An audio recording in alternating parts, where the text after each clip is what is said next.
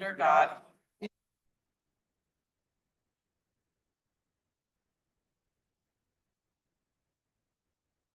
Thank you. This time we'll move to item 1.03, which is approval of the agenda.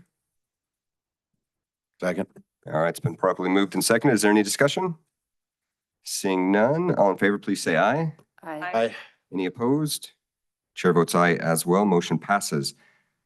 We're going to move to 1.05, which is recognition of our spring sports champions and the academic state champions. Coaches, if I could have you come up, we're going to have you go through these with us. So let's start first with our Elko High School girls track.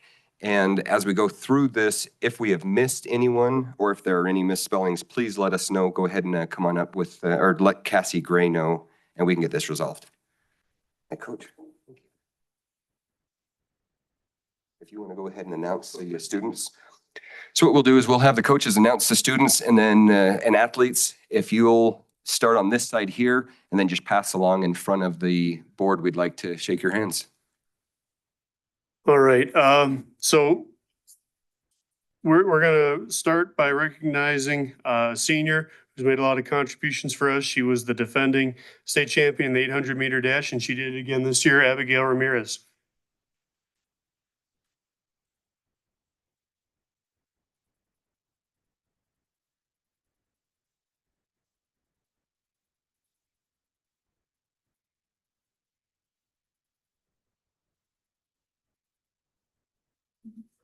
Okay, and then we're gonna call her back up again because we had a girls relay, which was 4 girls that were state champions in the 4x400-meter relay, and they set a new school record as well. So Jessica Vera, Sasha Vera, and Brielle Cooper.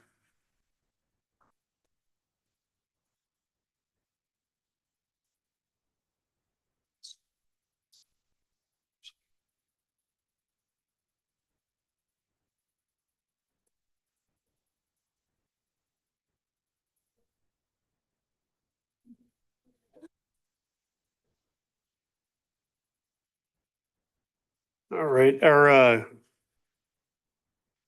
4x800-meter relay was also state champions. They were state champions last year as well. And Abby Ramirez was also on that one. So they're gonna call her up again.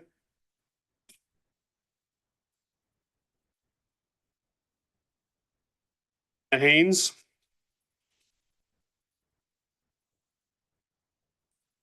Lindsay Johns. Hatch. Then Ivy League was our alternate. She competed at region in that relay and we wouldn't have got there without her. So we're gonna recognize her as well. All right, and we're gonna call Abby Ramirez up one last time because she was the runner-up in the 400-meter dash as well. And Shirley Huckins was the runner-up in the discus throw.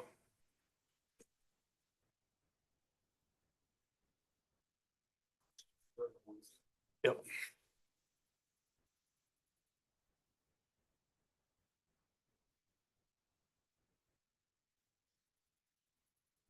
All right, on the boys' side, Octavian Cordova was a state champion in 300-meter hurdles. He set the school record this season as well.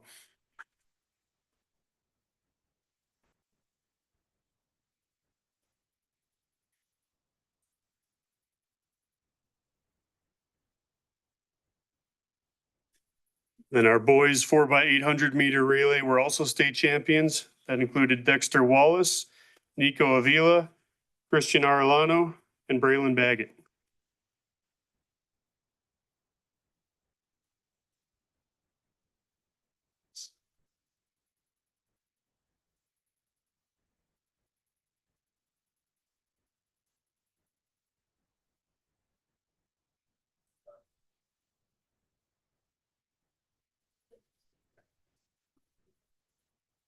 Yep, and then Braylon Bag is trying to sit down, but he's got 2 more coming. So he was the runner-up in the mile and the 2-mile race as well.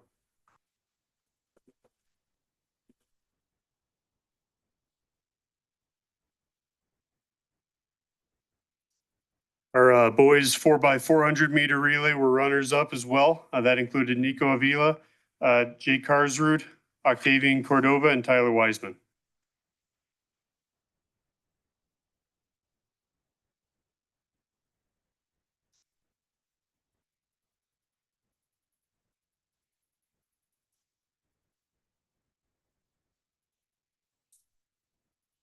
And Jacob Aguirre.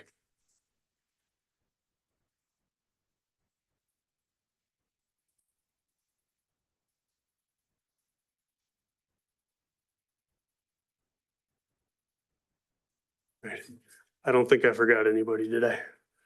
Out of certificates. So thanks, everybody.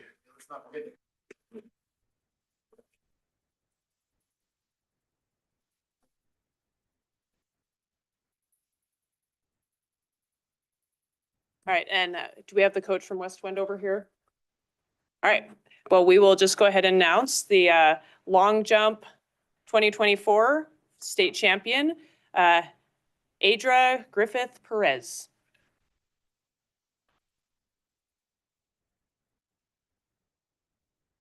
I corrected. Announce it correctly, so congratulations, Adara. Thank you, Teresa, and sorry for last minute just giving that to you. So next up, we're going to have our Carlin High School track. Do we have a coach from Carlin today? All righty, then. If I call your name, please come on up. Our state champion in the shot put from Carlin is Kylie Kennedy.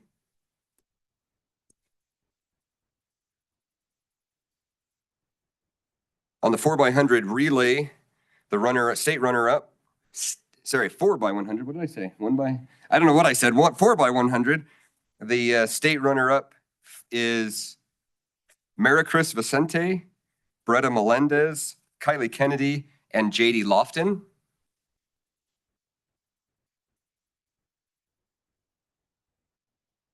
The 4x400 relay state runner-up consisted of Emily McNamara, Benedetta Flores, Maricris Vicente, and Haley Warren.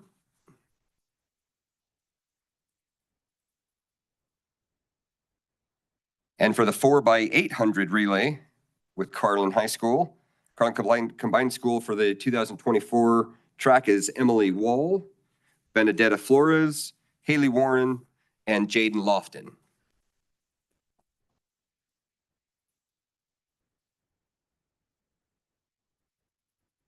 Congratulations to their coaches as well.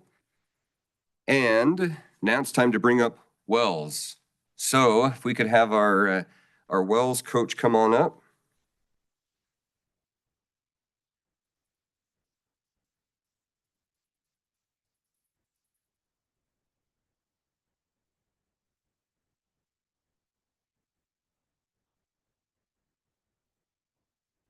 So Wells was our academic champions for the state, and actually I'm going to let that go first, and then I'll do one more after that. Okay.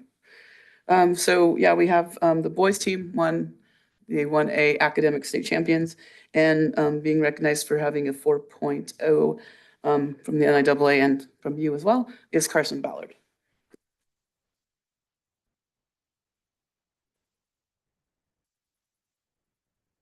Let's see, not here.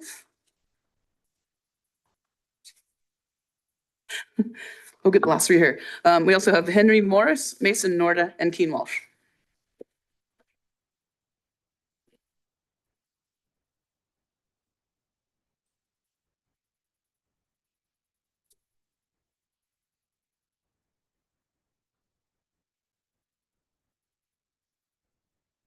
What's to announce, Coach? Our girls 4x2 team, we're state champions. They're not here. And as a team, we were state runner-up on the girl side. So yeah, so congratulations there. Have those certificates. And I'm just going to try to project here. We also want to let you know that the NIAA's Award of Excellence in Academic, Athletics, and Citizenship for the Class 1A in the 2023-2024 year went to Wells High School. These are the student athletes and coaches that are recognized for overall achievement in academics athletics, and citizenship. So again, congratulations. That's statewide.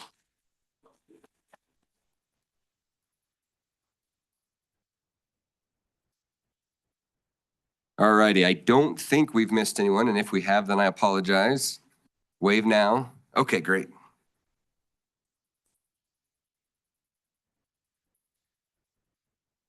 All right, at this time, we are going to move to 1.06, which is the recognition of the top ranking graduates from the Elko County School District High Schools.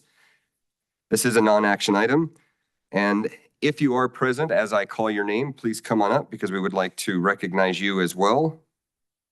From West Wendover High School, William Martinez.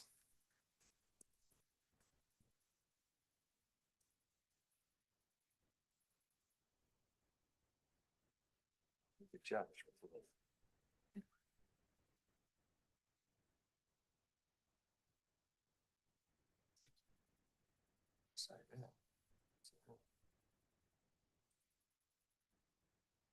Out of Wells High School, Kira Boner.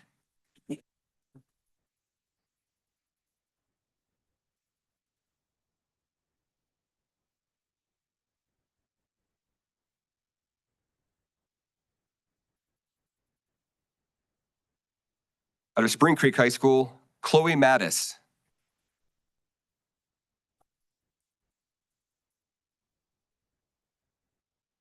Out of Owyhee High School, Basapi Melendez.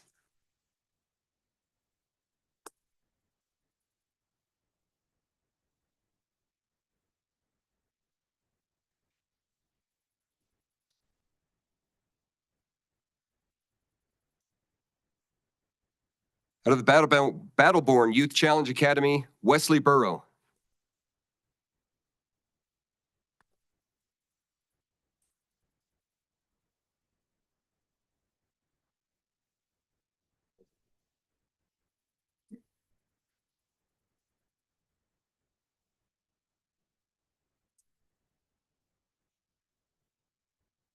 Joining us remotely out of Jackpot, Nadia Jack.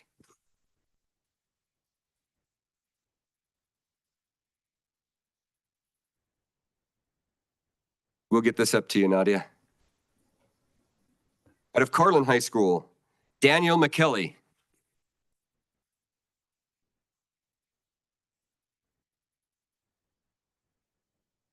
And out of the Northeastern Nevada Virtual Academy, Tyler Bernard Kinzer.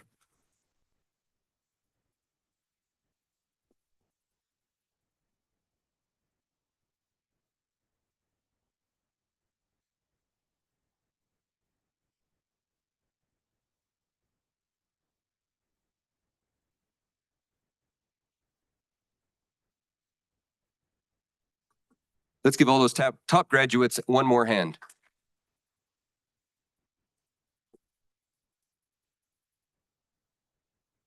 .07 on our agenda is recognition of the May S.T.A.R.S recipient, Mr. Anderson.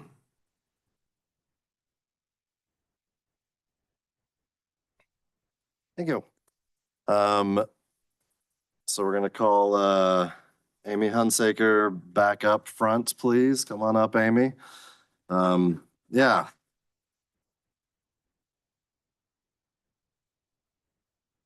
Right over there. We went and presented this award back to Amy back about a month ago or so. And when we had just found out maybe like the day before or 2 days before that track had won a bunch of great stuff. And so we knew she'd be here for this meeting and decided we just hold off till she could be here in person. As we have done with all of the other S.T.A.R.S Award recipients throughout the year, I'm going to read the nomination that was written about you so everyone can hear. I know how great you are from having worked with you for a couple of years up there in Wells, but I want everyone else to know about it too. So an anonymous individual nominated Amy Hunsaker, and they said the following. I would like to nominate Amy Hunsaker for the S.T.A.R.S Award because she is not only a great teacher, but she goes above and beyond in everything she does. Amy has been the student council advisor for Wells Combined for 25 years. She has led our junior high and high school student council in running school events, community service, regional and state conferences, and encouraged her members to strive for academic excellence, bringing home the NASB Academic Award several times. as well as leading youth in state positions such as JC leaders at state conference and state ambassadors. Amy is also, as you have seen tonight, one of the main track coaches for junior high and high school. She has done this for several years and has led them to state multiple times. Amy is the yearbook advisor. She leads the emergency response team for our school. Amy is also a great resource for new and veteran teachers alike, and I'll say new administrators as well. She was a great resource to me when I was there.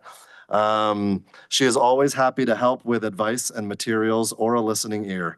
Amy has held several positions at our school, including, but not limited to, basketball coach, volleyball coach, softball coach, health teacher, PE teacher, and more.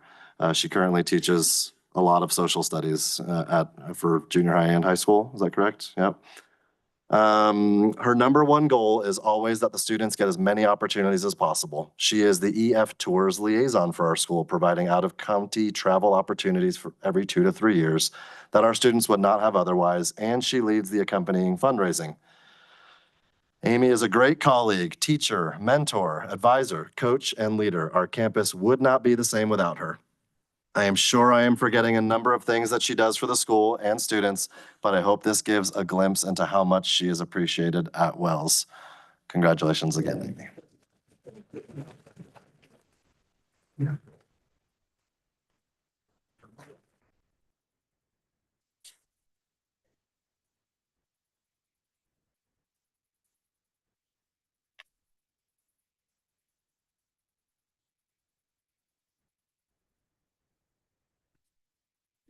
Thanks a lot, Amy. Thank you. Great job. All right, and then we got one more. I know it says recipient, but that should be plural. We've also got Mr. Brandon Stone. So why don't you step on up here, Brandon? Right there. There we go.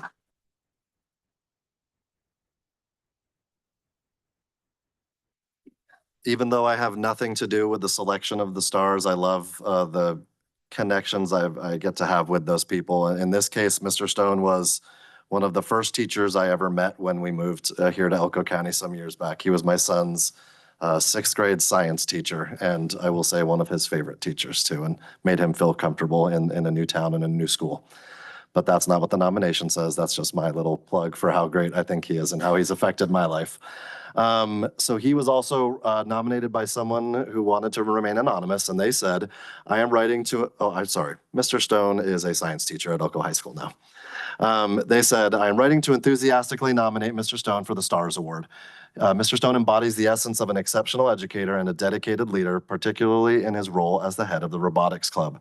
As a teacher, Mr. Stone consistently demonstrates a commitment to his students' academic growth and personal development. His passion for teaching is palpable in every interaction, inspiring students to reach beyond their perceived limits and embrace challenges with confidence. Mr. Stone's classroom is not merely a space for instruction, but a vibrant ecosystem of curiosity and exploration where learning extends far beyond textbooks. In addition to his exemplary teaching, Mr. Stone's leadership of the Robotics Club is commendable. Under his guidance, the club has flourished into a dynamic community of aspiring engineers and innovators. He goes above and beyond to ensure that students have access to resources, mentorship, and opportunities for hands-on learning, empowering them to turn their creative visions into tangible reality. In conclusion, Mr. Stone is more than deserving of the S.T.A.R.S Award. His dedication, innovative approach to teaching, and leadership of the Robotics Club embodies the highest ideals of education. I wholeheartedly recommend him for this honor, and I'm confident that his contributions will continue to inspire and empower generations of students. Thank you, Mr. Stone.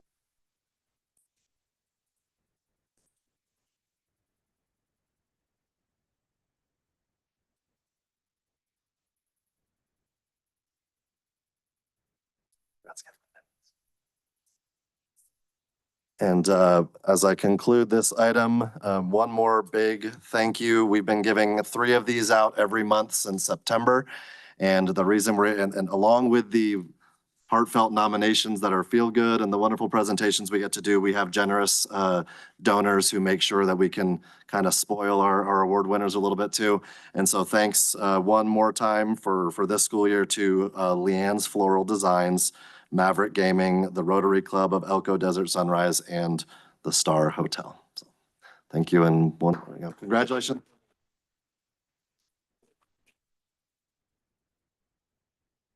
And I apologize, before we move on to 1.08, I'm embarrassed to say that I forgot one of our high schools. So going back to 1.06, the top ranking graduates from the Elko County School District High Schools, from Elko High School, Rhiannon Warline. Rhiannon wasn't able to join us, but if we can please give her a round of applause as well.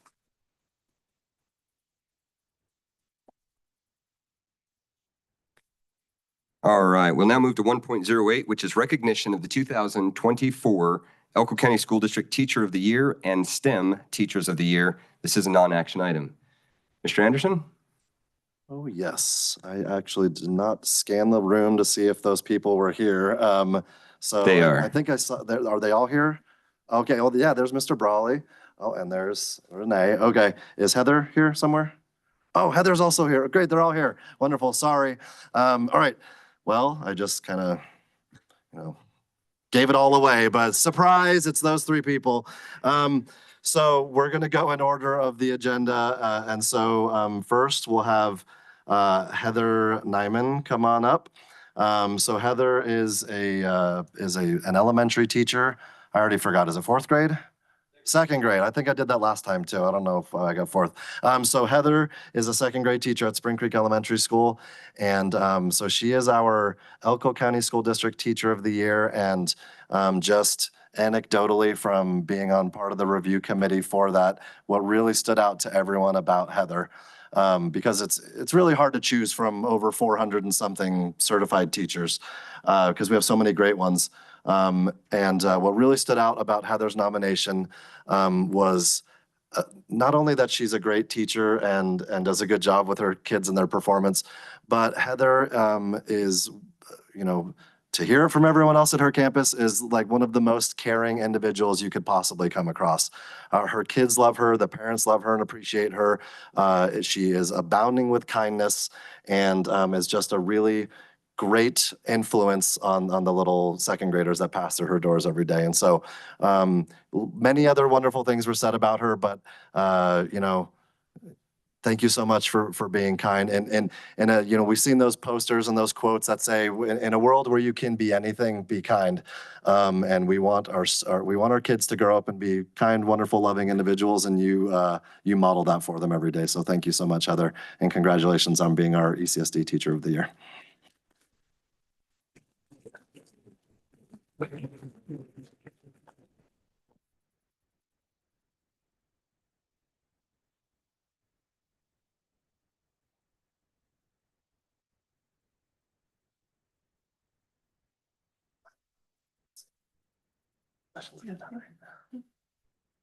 right, the next one. So we were planning on just doing the one award that Heather got this year, and then when Nevada Gold Mines got hold of the concept that we were planning on doing, they said, well, we definitely want to recognize people who are wonderful teachers who promote STEM, which is science, technology, engineering, and math, I think. That's correct. All right. And sometimes I've heard it change, so pardon my lack of surety. And then sometimes people will throw art in there too for STEAM, STEM or STEAM, but people who really inspire kids with innovation. And so they wanted to help fund basically the nice way we would acknowledge a STEM teacher. And then when we told them, hey, it's probably always going to be a secondary school teacher that wins this because some of those teachers specialize exclusively in STEM top content areas. They said, well, we better do one for an elementary teacher who also pushes that in their classroom. So they were generous enough to help us acknowledge 2 more teachers as Teachers of the Year in the area of STEM. So the first one we're going to talk about is Miss Renee Lesbo. So come on forward, Renee.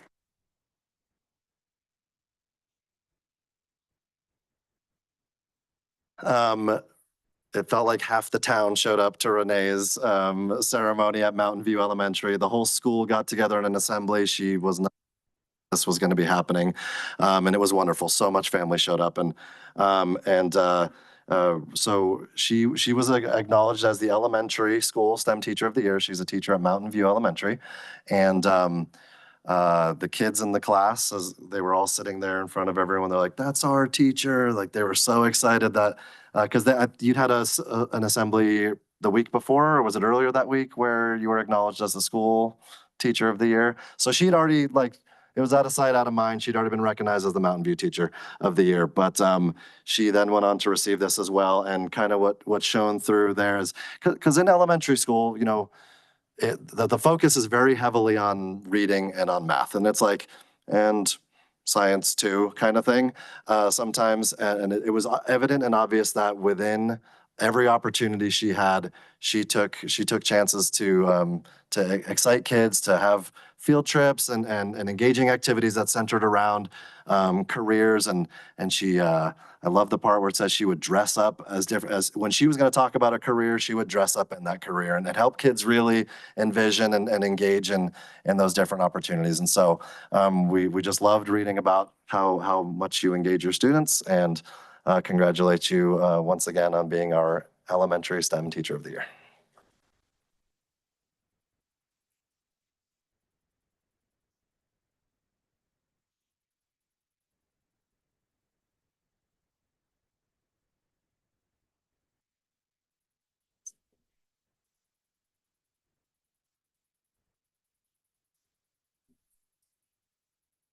And then sticking with the theme of wonderful teachers who don't like attention, as you've noticed with both of those two, Mr. Brawley, come on up. He may hate it the most out of anybody.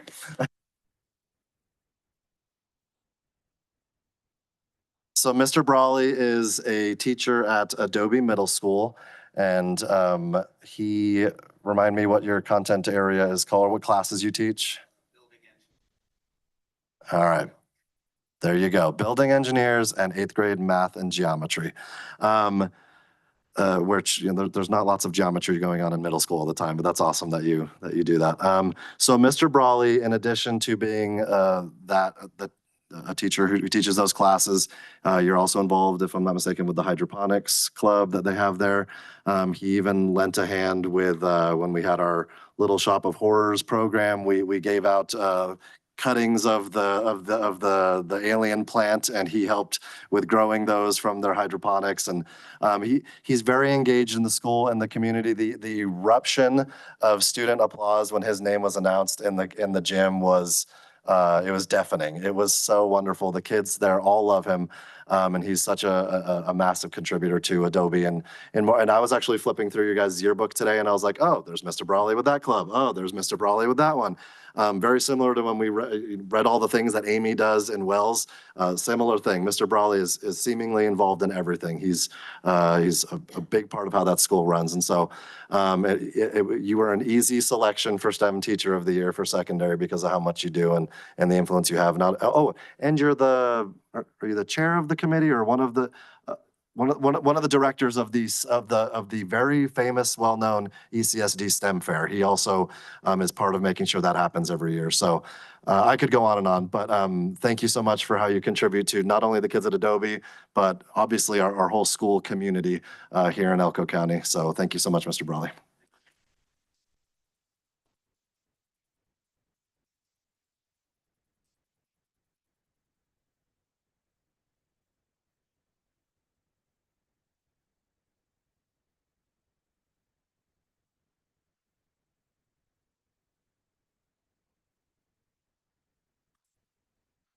And as I mentioned before, Nevada Gold Mines helped to sponsor the 2 STEM awards. And then Leanne's Floral Design, who helped us with S.T.A.R.S, also contributed bouquets for those 3 winners. And then our ECSD STEM teacher, or ECSD Teacher of the Year, we had generous donations from both Total Eye Care and Family Dental. And thank you so much to all those sponsors for helping us acknowledge and reward and award our exceptional educators in Elko County.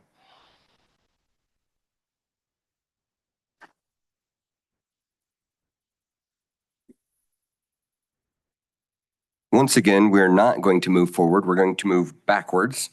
So going back to 1.05, Ms. Hunsaker, can you come on up? I think we may have missed someone.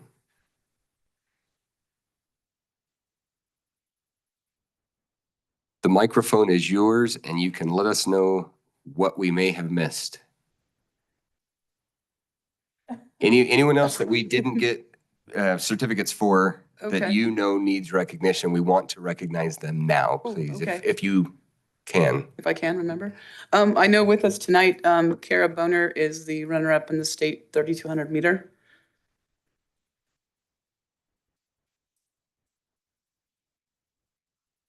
Come up, Ms. Kara.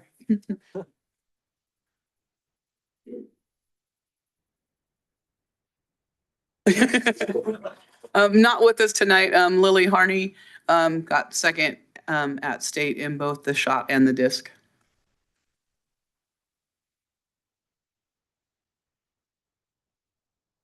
Like I said before, our girls 4x2 were state champions in that event, and that would be Samantha Iveson, Destin Martin, Carolina Johnson, and Callie Broadshow.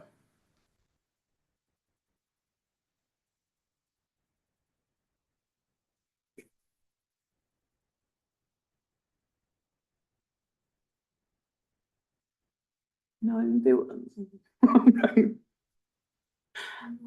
Because I think they got third. We got third in 4x1. And state runner-ups. Well, the state runner, yeah, the girls were state runner-up. Don't make me try to remember all 16 or 17 of them. I think that would be all of them then. Thank you. And thank you again. Congratulations. for high school.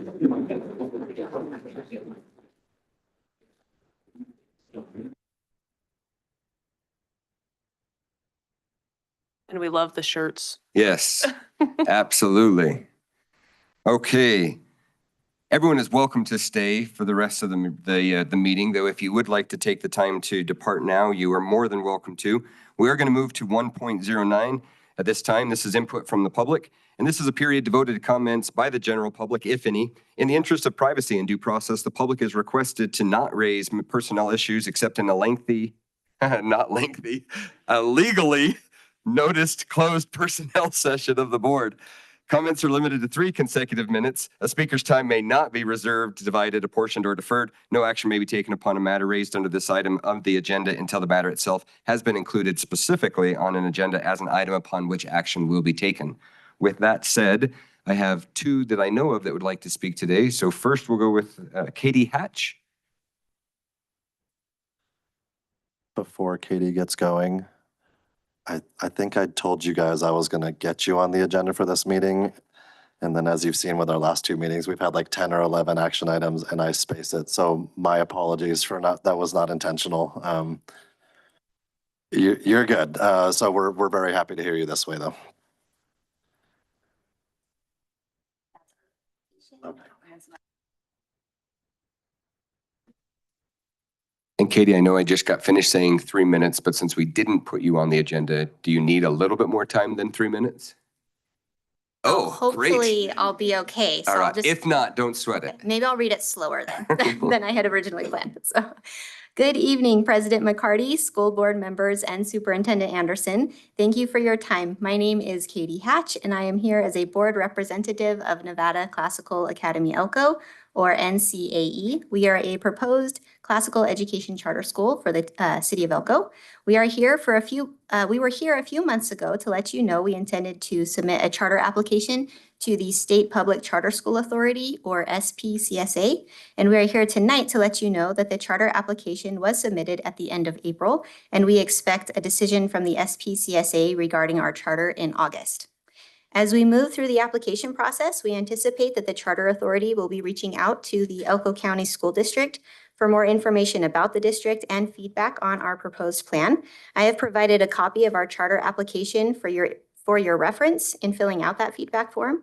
If you need additional information from us to provide a response to the SPCSA before August, please let us know. We'd be happy to provide any information you may need.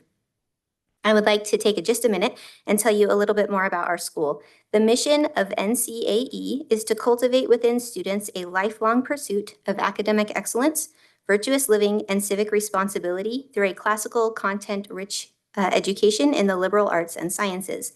We seek to foster lifelong learning in all students, regardless of background, socioeconomic status, or ability. It is our goal to open a public tuition-free charter school in the fall of 2025. NCAE will open in the facility that EIAA currently occupies on Railroad Street. We will begin with grades K through 3, growing by 1 grade each year. We are currently in the process of hiring a head of school and have begun an intent to enroll list of interested families. Several months ago, members of our board met with many of you to discuss NCAE and hear your thoughts. We want to thank you for the feedback, particularly related to transportation and demographics.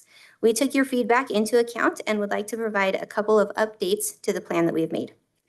If we have enough interest, NCAE will be using a lottery system to enroll students. We intend to hold a weighted lottery to ensure our school demographics match the school district demographics. I have given each of you a packet of information regarding the enrollment process required of public charter schools. This information comes directly from the State Public Charter School Authority. We have engaged in several community outreach activities with a focus on the ELL population. We have been translating information into Spanish and offered live Spanish translation at our most recent event. Regarding transportation, while we do not have funds for transportation in our first year, we have explored various options to provide funding. We will continue to work on a transportation plan, and if fiscally possible, we intend to have transportation by year 2. We want to keep the lines of communication between the district and NCAE open, so please reach out if you have any questions or would like to offer any feedback. We look forward to continuing working with you in our shared goal of educating and uplifting the children and youth of our community. Thank you. Thank you, Ms. Hatch. Joe DeBraga, we also have you as speaking today for 109. Would you like to come up? Okay.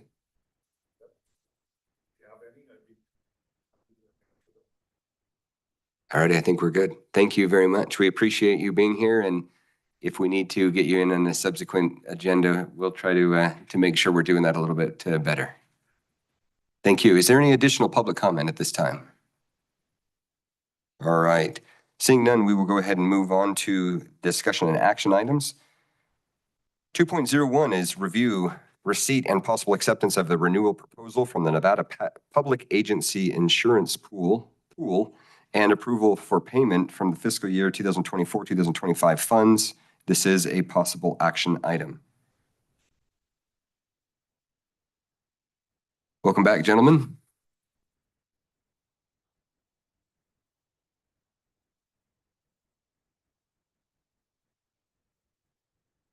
Sir, for pool back to your agent. Dane Uriarty, I'm your broker of record for your pool policy. You know, this is one of my favorite meetings to come to, is school districts in the June, because of recognition of excellence. You know, and success breeds success, and clearly at Elko County School District, you guys have it. You demonstrated it both academically, athletically.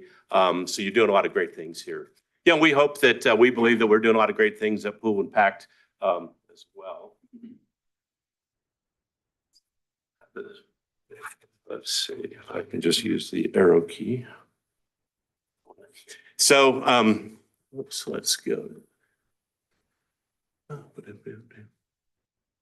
All right, this mouse is very fickle. Slideshow.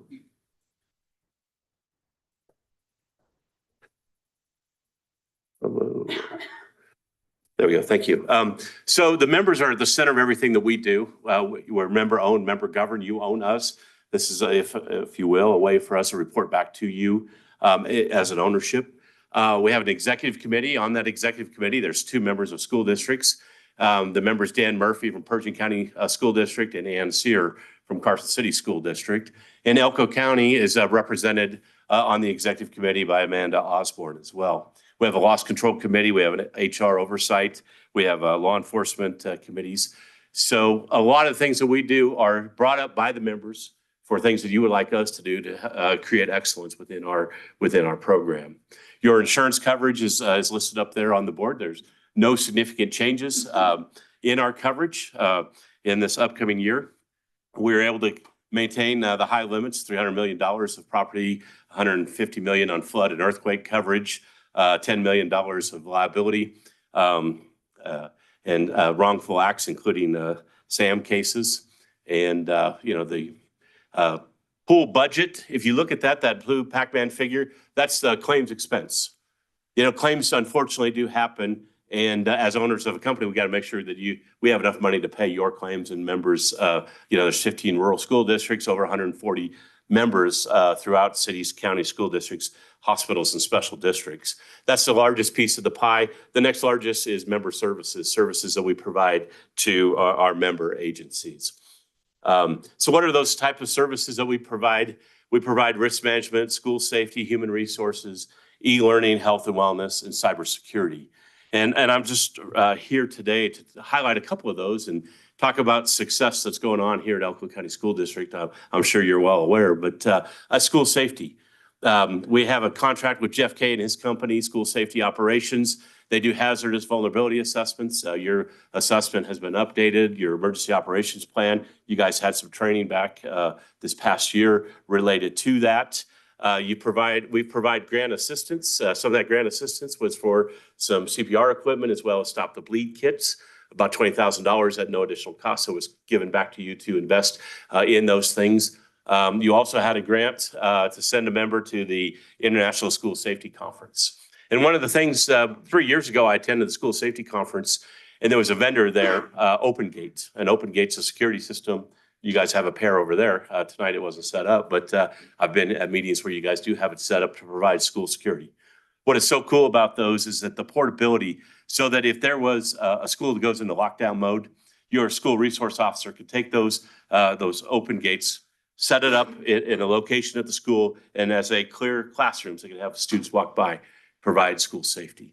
That's one of those innovative things, working with top-notch school safety experts in the field that we've been able to take advantage of and have school districts implement those programs. We've seen the implementation at Douglas, Humboldt, in Elko School District. So really excited about you guys doing that. Cybersecurity, Tony Rucci, we completed a passive network assessment. You know, we invested $18,000 to make sure your computer systems and stuff is up and loaded, doing well. You're working on implementing those. That's really good. No B4, email phishing and campaign, $26,000 to support all the teachers and all those folks that are email addresses to do that testing. That is all included in the program at no additional cost. What I want you to do is look at this 95.67% completion rate. Obviously, you just recognize some of the best teachers there, but I can tell you that 95.67% of your teachers who enrolled in e-learning completed it. For that, let's give them a round of applause. You guys had 8,480 class completions. So what does that mean? Well, 2 years ago, you had 132. I don't want to use profanity, but you kicked it. I mean, like that chick on that track that won all those back-to-back state champions. You know, you guys ran circles. Your teachers are committed to training. And we at Pool Pact appreciate that and respect that. You guys really have stepped up and made me proud. You know, I was here 3 years ago. I challenged you guys to that, and you guys definitely killed it. So this year on the insurance renewal, the pool-wide average was 9.2%.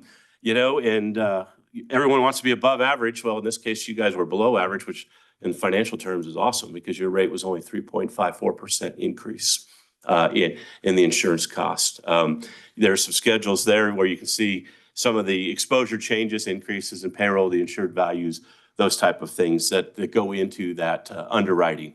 But we're very pleased that, you know, the market has been a little more favorable to us. And we worked with our school reinsured on the school safety or on the school coverage, Old Republic, and we were able to get a flat rate. So school districts benefited because you guys are rated separately for that. So we're really pleased with that. As part of the team, you have local representation here. Our founder, Wayne Carlson, is still the executive director of the pool program. You know, we've started in 1989, continue to go strong. Stephen Romero is our member relations. I'm the finance guy. You've met Marshall Smith and Jared Hickman. They do risk control, school safety. Mike Van Houten is the e-learning master, and you guys have been working with him and just killing it. Like I said, very successful in taking advantage of those trainings. And Stacy Norbeck is our general manager on the HR side. And you have an HR business consultant assigned to you. That's a quick overview of our presentation. And with that, all the tough questions, I brought the heavy hitter to answer those. If they're really easy, I might be able to do it. Appreciate that, Alan. So like Alan said, the pool is more than just insurance. And these last few years, you guys have really been wringing that sponge and getting your maximum value out. That's when the pool works its best. So I believe that kind of starts at the top down to get everybody to use it. So appreciate everybody's input on that. And then one other. So the pool offers a tenant user liability insurance program. And one of the later agenda items is regarding school use of facilities, et cetera.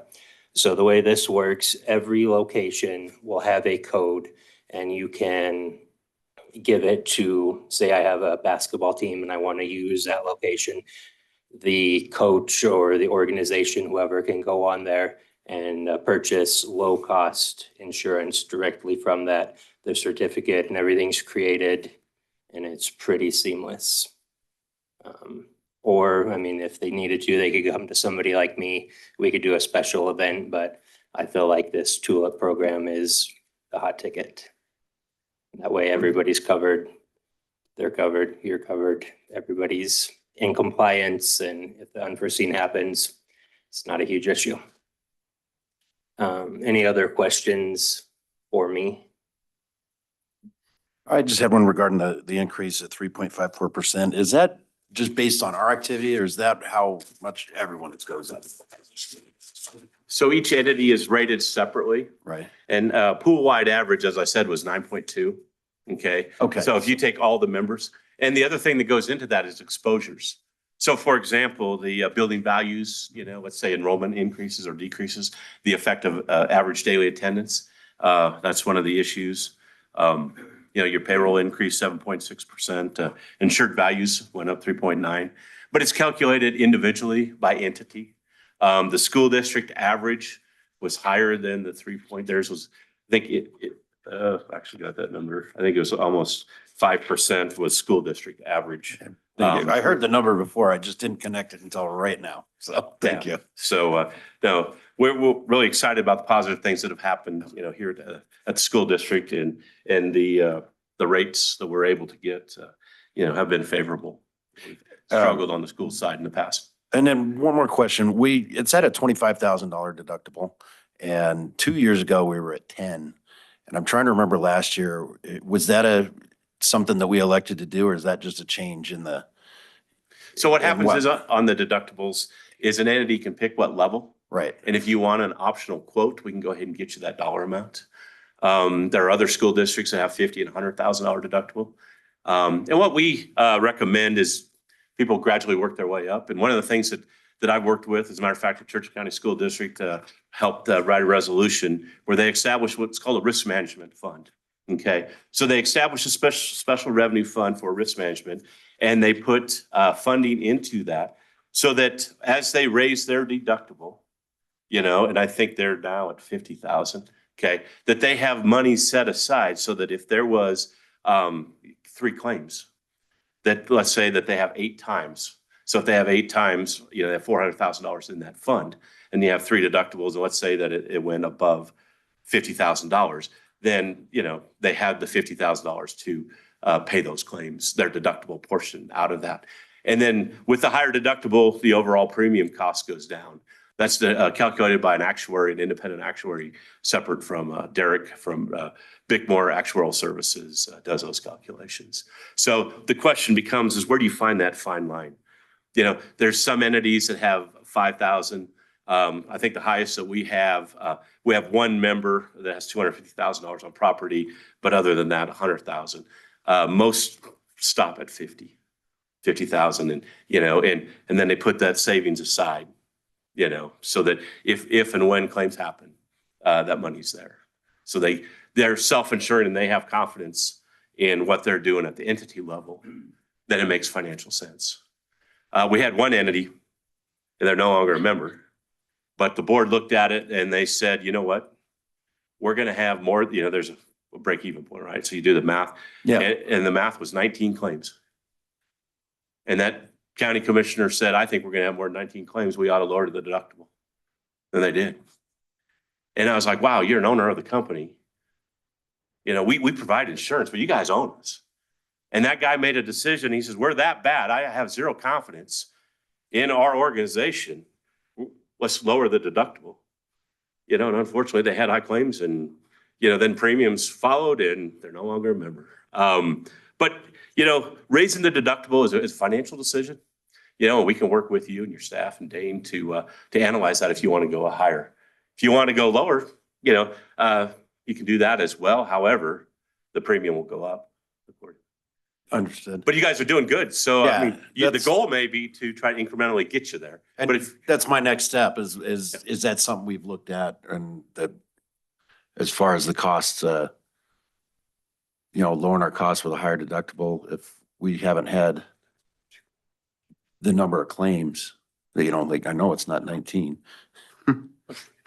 or even close to that. So we did quote a $50,000 deductible, and I also conducted a spreadsheet to kind of analyze that. I didn't bring it with me. I kind of wanted to keep claims out of the conversation. But the $25,000 is the 1.612. The 50,000 was 1.481. And my analysis showed taking on that additional risk didn't make sense. For the premium savings and for the recently adopted 25,000. I think it makes sense to, for at least another year, kind of test this step. And then if things continue, then maybe go down the line. The quick math in my head is that's 8 claims. Mhm. And where are we at? You know, on an average over the last few years? Can anyone answer? I mean, it depends what we're qualifying as a claim and. Well, one that we've paid a $25,000 deductible. I think we are 6, 7-ish, somewhere in there.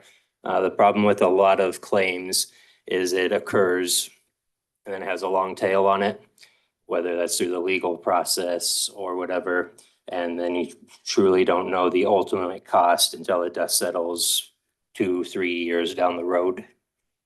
It's not, you know, property damage occurs, you pay your deductible, it gets fixed. It's a snapshot in time during one policy period.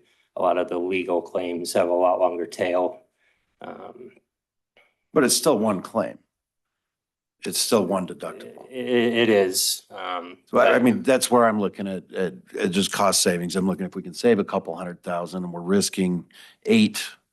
I mean, it would take 8 or more claims for us to lose on that, for lack of a better word, gamble. Just throwing that out there. The more risk you assume, the more you, I mean, on face value would potentially save. It just ultimately depends your risk tolerance and if you think it's worth it. It will not be the same value here. I mean, this is 140. You factor in those claims, even if you cut that in half, is saving 70, worth potentially paying more out of pocket. Because that's the ultimate cost. The true cost is your total out of pocket. You have your insurance premiums, your claims cost, and then you factor those in, and that's your true insurance expense. And that's ultimately a crystal ball question. I mean, you look at the insurance environment, political environments, it's hard to say.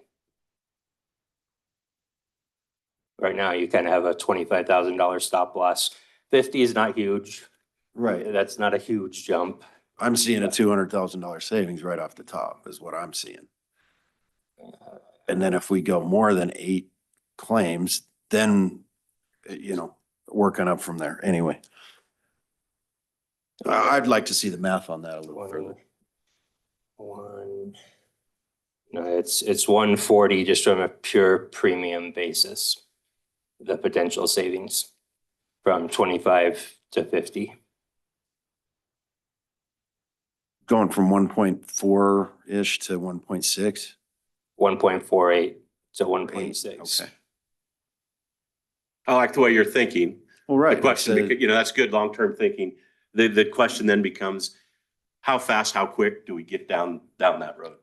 You Yeah. know, and, you know, it's whatever the board's comfortable doing, you know, and our risk management, we're willing to work with your folks and, you know, do the best we can to help mitigate against claims. And, I like the approach and the confidence that, you know, hey, we're doing things right, you know, versus, you know, I gave the example of someone who's going the opposite way. But there is risk. Certainly. You know, there risk and reward. If you were to do that, I would recommend setting up that special revenue fund, setting money aside, and then start funding that so that you would have that available. You know, like I said, I can provide templates to staff on how to do that, and whether it's this year or next year, you can set up that fund and start putting money into it whenever you want, because you have obviously at the current rate it's $25,000 deductible. And then going back on what Dana said, so a claim happens. So during the period of time that calendar year, or excuse me, fiscal year from July 1 to June 30, if your deductible is 25,000, you know, when that occurred that's the deductible. So if you were to go to the $50,000 deductible and you had a September 1 claim, it would be 50,000, even though that claim may not mature till 3 years from now, it's still subject to the current deductible of when that was in place when that claim occurred.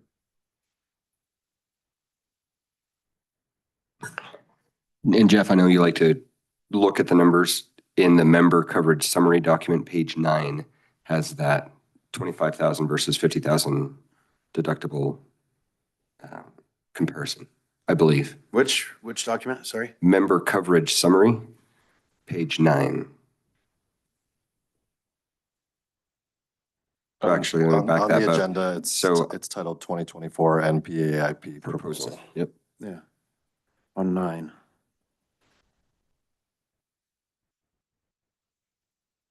It's the 16-page one. Has a rainbow on the front. Additional questions from the board? So I was just saying, just quickly looking at this, yeah, it's more like a 130? 130. Yeah, so that takes that number down. But still, I mean, if we're only looking at a 3% increase because we've been good with not having claims, I feel like that's something we should look at. Because that's money we can put aside in a special fund or. I'm just curious what it is over 5 years. You know, an average number of claims per year, and that's what I would like to base a decision on. Well, I know that a couple of years ago, we had some pretty big spikes. Well, there were big claims, but they're still single claims. Right. It's number of claims is what it were. Right. That'll help the deductibles, but our percentage will still go up. So the deductible may be there, but the savings that we're looking at as that percentage goes up could potentially eat some of that savings as well. Well, it'd go up either way, whether we were at 25 or whether we were at 50. So. You're right. I'm just saying that the difference, the changes there and the savings that we'd make. I don't think we can assume that we'd have $130,000 difference between those necessarily. But I hear what you're saying. Gentlemen, before any other questions are asked, wildfire. I know that we've had, at least on the personal side of things, consumer side, wildfire coverage is, if it's offered, tremendously expensive. We've got a number of facilities in rural areas that may not have urban interface protections. Are we covered with wildfires? Yeah, it's covered as part of the property coverage. Okay, great. As well as earthquake and flood and. I was happy to see the earthquake and flood. I just wanted to confirm the wildfire, so thank you. Yeah, that was a big issue with the marketplace, especially 2 years, 3 years ago with the Cal fires. And yeah, and fire insurance is going crazy. But the fact that we provide the underwriters with a map and a point of clarification, which is kind of funny, Dayton High School, okay, was considered in a forest and on this national map. And so we ended up going out there taking pictures and showing the landscape that was around the school where planted trees that students had planted. It was clearly not a forest. We showed that to the underwriters and they go, oh, okay. The other thing that we tell the underwriters as it relates to wildland fire issues is a lot of those maps are done with the idea of NDF and other agencies asking the federal government for more funding for fire suppression. So they paint the worst case scenario. Okay. So when we're at the insurance marketplace on property, these are the arguments that we made. In this past year, Scott Lindgren, the Tahoe Douglas fire chief, prepared a white paper that we gave to the marketplace on fire mitigation, and then we talk about how dispersed the rural schools are apart.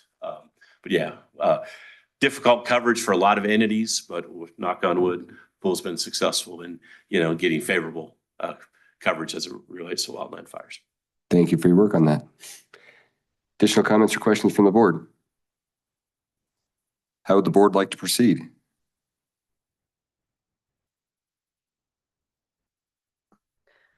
I would recommend that we just, we go with the proposed renewal. We've got a new CFO. She's got a lot on her plate. And I would say that maybe we don't add changing up anything with the pool pact and funds right now for her. So my recommendation and let me start over.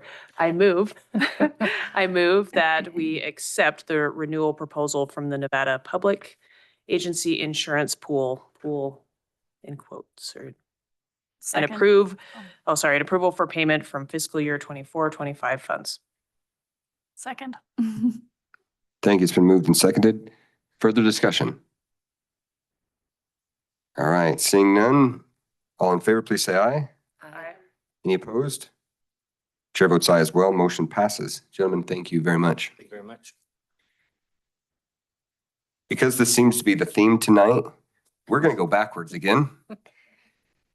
We're going to run up to 1.04, introduction of our Elko County School District Student Board Member, Amaya Lopez Plasencia, and this is a non-action item. Ms. Brooke. Okay, so Amaya is currently a senior at Elko High School and is currently the EHS Echo Business Editor, has been involved with the paper for 3 years, has a 3.6 GPA, played softball for 8 years. Amaya's plan after high school is to attend GBC and to get her basics before transferring to a university. In university, she plans on getting a degree in history and becoming a high school history teacher.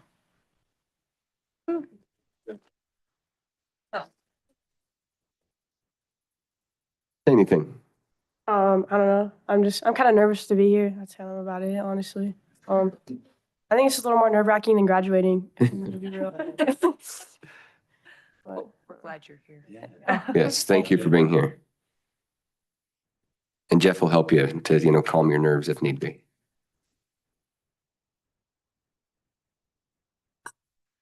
We're now going to turn back on the microphone. 2.02 is receipt, review, and possible approval of the Edmentum contract for online education services. This is for possible action. Mr. Allen.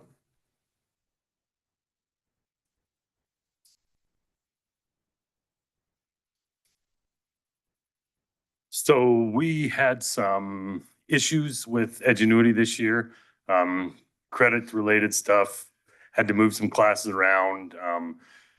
Started out the year with their K-5 program not being approved by the state, and then that kind of continued throughout the year. So around January, I started looking for other companies that offered similar services. I reached out to Pearson Online, never heard back from, and there was one other company that I spoke to that their product required our teachers to do it. And because of the way we do the online ed, we don't have teachers available to staff it. So then I found Edmentum, reached out to them, was real impressed with the product.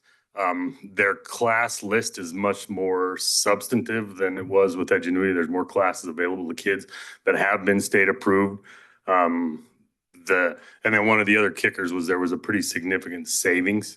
If you remember, we were on the agenda a couple board meetings ago. Edgenuity came back with another offer that got them a little bit closer, but it wasn't mainly about the funds. That was an added bonus in my mind. It was about the product that we're putting in front of kids and their ability to earn credit. So the plan, if you approve it, is we'll finish out our summer school season with Edgenuity, because it would be pretty tough to get everybody trained and implement the new program before that. There may be a little cost with them. It won't be significant, under 20,000, I would guess closer to 10, because a lot of kids finish up quick to purchase those additional seats to finish out summer school. And then we'll roll into next year, get the training for everybody and move ahead. Thank you, sir. Comments or questions from the board? I just have a quick one. On the one, it says integration with Clever, and the one that you're thinking of doesn't. Is that Edmentum? It doesn't have it on the quote, but it doesn't mean it doesn't. Right. It works with it. Yep, it would work. I had Max sit on the meetings because they start talking tech stuff and yeah, my eyes crossing. I figured one way or another they Yep. can make it work. Yep. So. Something extra. Any additional comments or questions? I'll make a motion that we approve Edmentum contract for online education services. Second. It's been moved and seconded. I'd like to take just a moment. If I'm reading this correctly, the Edmentum indicates 1,700 students, whereas the Edgenuity was 1,150. Are we anticipating a 550 student increase, or is this just their base level? No, I don't know that quote from Imagine was accurate in that 1150. When we looked at numbers, we were at about 1,300 kids. So that was padding it a little bit, and those do roll over. Anything we don't use rolls over to next year. So if we use 1,100, we got 600 seats left over the next year. We can use those next year. Great. That just also though indicates the difference and the disparity between the two quotes if this one's quoted at 1,150. So great. Thank you. Yep. Okay. Something to keep in mind too with those is there is a slight difference in what that type of seat entails from each entity. So with Edmentum, those are 1,700 individual courses that a kid can take. With Edgenuity, you'll see that it's called a single course seat reusable enrollment. And what that means is when a kid finishes a class, so that was 1,150 seats. So theoretically, 1,100 kids could be enrolled at the same time. And as soon as one opened up, one could be like, it was just an ongoing usage thing. So in theory, with 1,150, you could complete a lot more classes than just 1,700 straight up classes, depending on how fast kids would work through classes. But we ran the numbers, and this year we had roughly 1,400 to 1,500 individual courses that were taken. And so we wouldn't have need for such a large number of reusable seats. And from a pricing standpoint, it just came in at a little more favorable to the way we use those courses. So 1,700 was even being, just making sure we had a cushion, and we don't anticipate using all those. And then again, that we can roll those over to next year is pretty cool. So.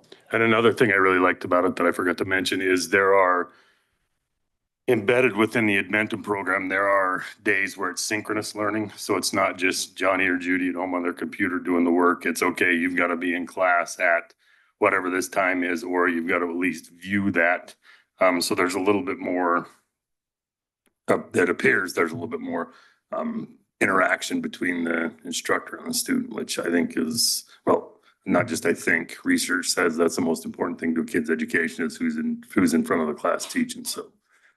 And Great, thank several you. other school districts, including the large ones in our state, have recently, like within the last year or so, started to move over to Edmentum as well. I think it's been serving our needs of districts a little better, and their alignment with state standards has been a little more Robust. seamless and robust. Yeah. So it's, really good working relationship with the folks at Edgenuity were very nice and tried to accommodate and help, but some things within their power didn't go right, and some things admittedly not in their power that had to do with NDE went wrong.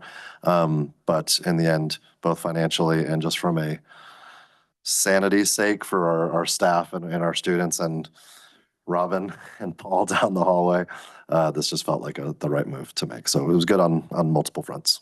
And the thing I like is it's a year, right? If we do it and it ends up being not what we want, then we can. And I still am in contact with the representative from Imagine Learning. So if we decide we want to roll back into it or go another route, I know Humboldt uses the Pearson online, and I don't know why I couldn't get a response from them. But I'm pretty good buddies with the principal there, and so that could be another conversation. He had some concerns with their program too that I took into consideration. Okay, thank you. There is a motion on the table. Any further discussion? I just wanted to point out, I think when I talked to CJ about this too, he said that with Imagine, that we didn't have the option of having that roll over to the next year if it wasn't used, but with this one we do. Yeah. So that's also a benefit, as before we didn't have that option. Great, thank you. Anything further? All in favor, please say aye. Aye. Any opposed? Chair votes aye as well. Motion passes. Thank you.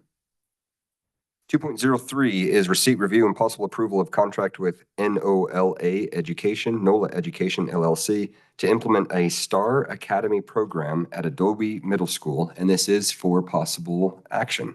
Thank you for your patience. Yeah, absolutely. Thank you for having us. My name is Brett McSherry. I am an account executive with NOLAEducation. I'll have Miles introduce himself while I pass out some brochures. Hi, I'm Miles Francis. I'm a subject matter expert for NOLAEducation.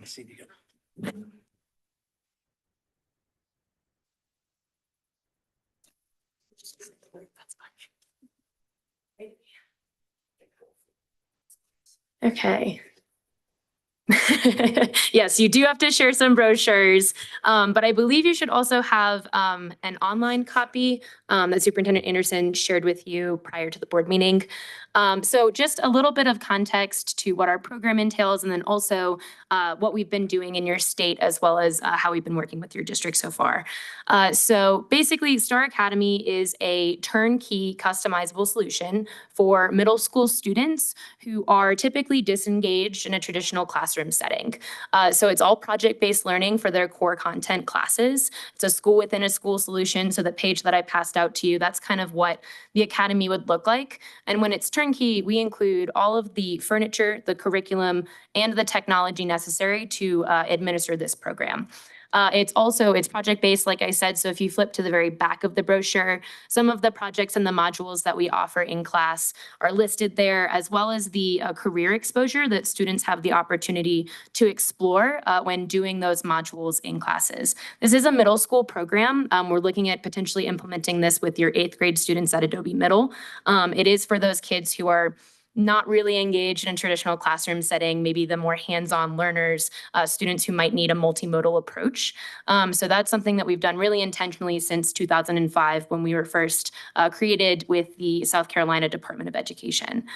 Since COVID, we really have kind of revamped our program in terms of academic acceleration, getting kids back on track, but also re-engaging them so that they're successful going into high school, and also exposing them to those CTE career pathways so that in 8th grade, they kind of start to think about what their future might entail. So some context with specifically your state and what we've been doing so far is we've been working for about a year.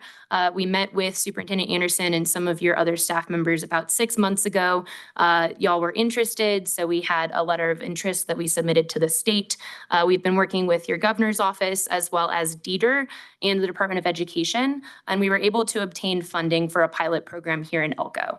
So this is something that would be covered for the first 3 years. We recommend a 3-year pilot so you can have 3 cohorts of students go through. And then at the end of 3 years, it's very, very sustainable in terms of your school district. But we're really pleased that Elko has decided to potentially partner with us and that your state has granted us funds to implement a pilot program. So any questions? The floor is yours. Thank you for having us. We appreciate it. Thank you both. Mhm. Board?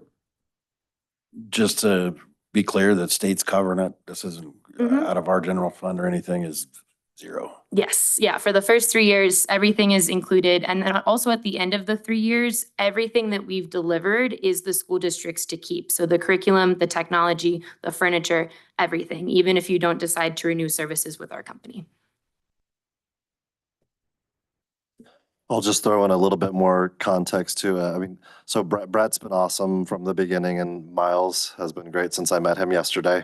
And I've worked with about 6 or 7 people, either between their company or from within our state. There's a couple of gentlemen, one actually who's an Elko graduate who who works up in Carson City now. And that gentleman and then another advocated heavily on our behalf. But what I want to point out is very importantly, they were very interested in having a willing partner, and I loved the sound of it. It coordinates very well with our first pillar of students prepared for the future. I also love the concept of reclaiming students who maybe have been disengaged, and because the farther you get into high school, if you're not engaged, it's really tough to see it through. And so middle school is a crucial time to catch students and really help them be excited about CTE pathways and ways they can be successful in careers.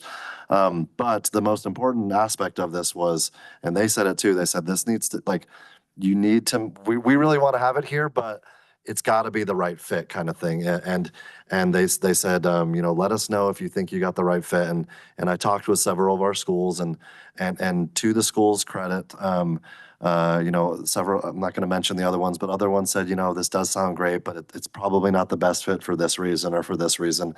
And we said, thank you so much. We don't want to go ask for a bunch of money and then have that for something that we're not sure is going to be successful, and it ends up being a waste of people's dollars. It ends up being a waste of time, and just another thing that people had to do kind of thing. So we were very excited when Adobe, obviously, as it says on the agenda, is where we're proposing placing this.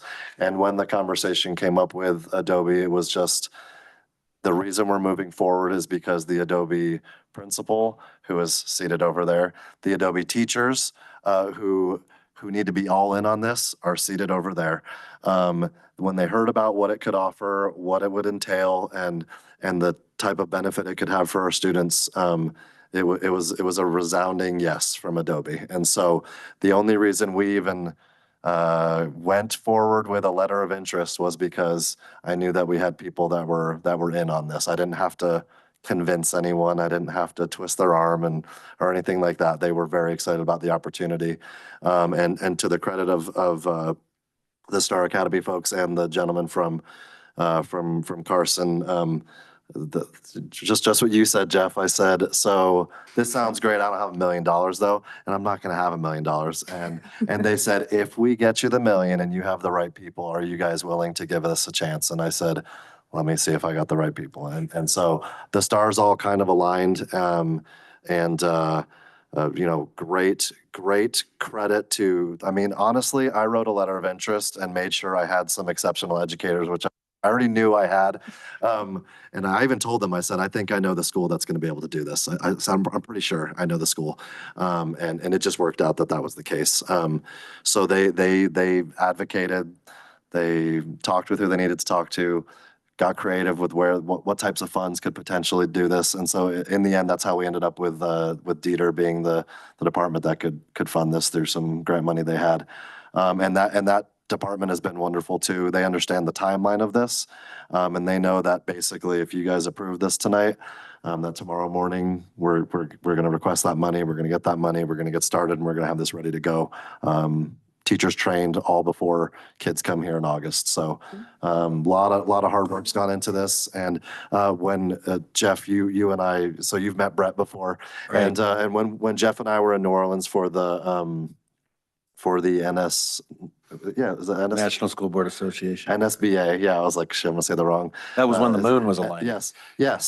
The during the eclipse time, we were in New Orleans for that conference, and knowing that they're based out of New Orleans, I requested to go see one of these programs in action and see how it's set up, and they took me to tour a school, and there's a lot of potential with this.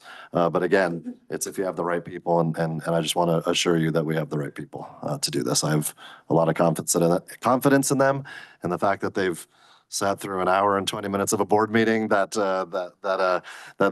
they knew the agenda item was a little farther down. They're here to support, and the staff that we have to do it are here to support as well. I'm really excited about it. So anyway, just want to give you some more context. I would add, the meeting was great in New Orleans. I saw your enthusiasm for it. This is something I'm all for. That S.T.A.R.S was a great choice of words. I'll use a poor one. It's a no-brainer. I'm actually super excited about this. I was just in the Commission on Innovation and Excellence in Education meeting this morning, and we were looking at, how do we provide these kinds of opportunities for all students in the state of Nevada? And if we can start at Adobe, and Adobe has space to make this happen, this is awesome. So I'm totally excited about this as well. Thank you. I agree. It's so good to have choices for kids and to have different options. My one question is if I'm not saying it will be successful. So if at the end of the 3 years, then we still partner with you if we want to continue it? And then how do we sustain that? So what would be the cost to us? Like what would we need to be saving for at the end of those years? Absolutely. So what we do is our ultimate goal is that you will be able to operate this program just contracting us out for licenses. So we have a range of different services and tiered services that we provide at the end of that 3-year contract. Something I didn't mention when I was kind of giving my whole spiel is throughout the 3-year partnership, we also provide a ton of in-person support as well as professional development training and PR services. So our tiered packages, they start at $75,000 annually for those 80 students. And that would be the exact same services that you're receiving over the course of the 3 years. So that's full in-person support once a month, unlimited PD, PR services, licenses, access to our content. And then we can drop down to 35. That's just some of our licenses. And then 5,000 is really our bare minimum. But our goal is to eventually wean you down so that you're able to operate this on your own. You have some phenomenal administrators and teachers that we've already got to meet. The goal is to have them become the expert of the academy and be able to run it, just contracting us out for licenses. Great, thank you. Absolutely. And we begin those conversations in year 2 of the contract to make sure that you're saving and budgeting according to what you think you might need to set aside in year 4. Great, thank you. I think too many times with projects we've had from the state, they fund it and then they're like, oh, it's your, and then you're just left and then I feel like it's a waste. So that this doesn't feel like a waste. And thank you, Adobe, for willing to try it out because what the heck, Yeah, it sounds exciting. So thank you. Absolutely. So I just wanted to make sure I'm understanding this right. $1 million right now. State's paying for that. That takes care of the furniture, FF&E, all the fun Everything for jazz. 3 years. In 3 years, we continue. Max out of pocket is 75,000. That's what we currently have it at now. Obviously, there if could it be will changes. inflate potentially, but right now our max package is $75,000. Okay. And that's for servicing. Want to 80 make sure I students. was getting it right in the Yes, head. a lot of it is a capital investment upfront. So it's all those curriculum, the furniture, all of that. So it drops drastically in year 4. Is it 75,000 based on a number of students or is it a site location? Yeah, so it's a max number of By students, which is 80. Okay. And that is a hard max per academy. But that would be 75,000 for your 80 students, as well as your teachers and your administrators to have access and then also be supported with our company. Can I ask one more thing?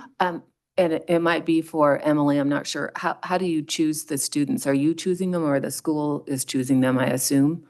Are they signing up for it? Are you kind of steering kids to it or? So am I okay speaking? Please, come on up. Okay.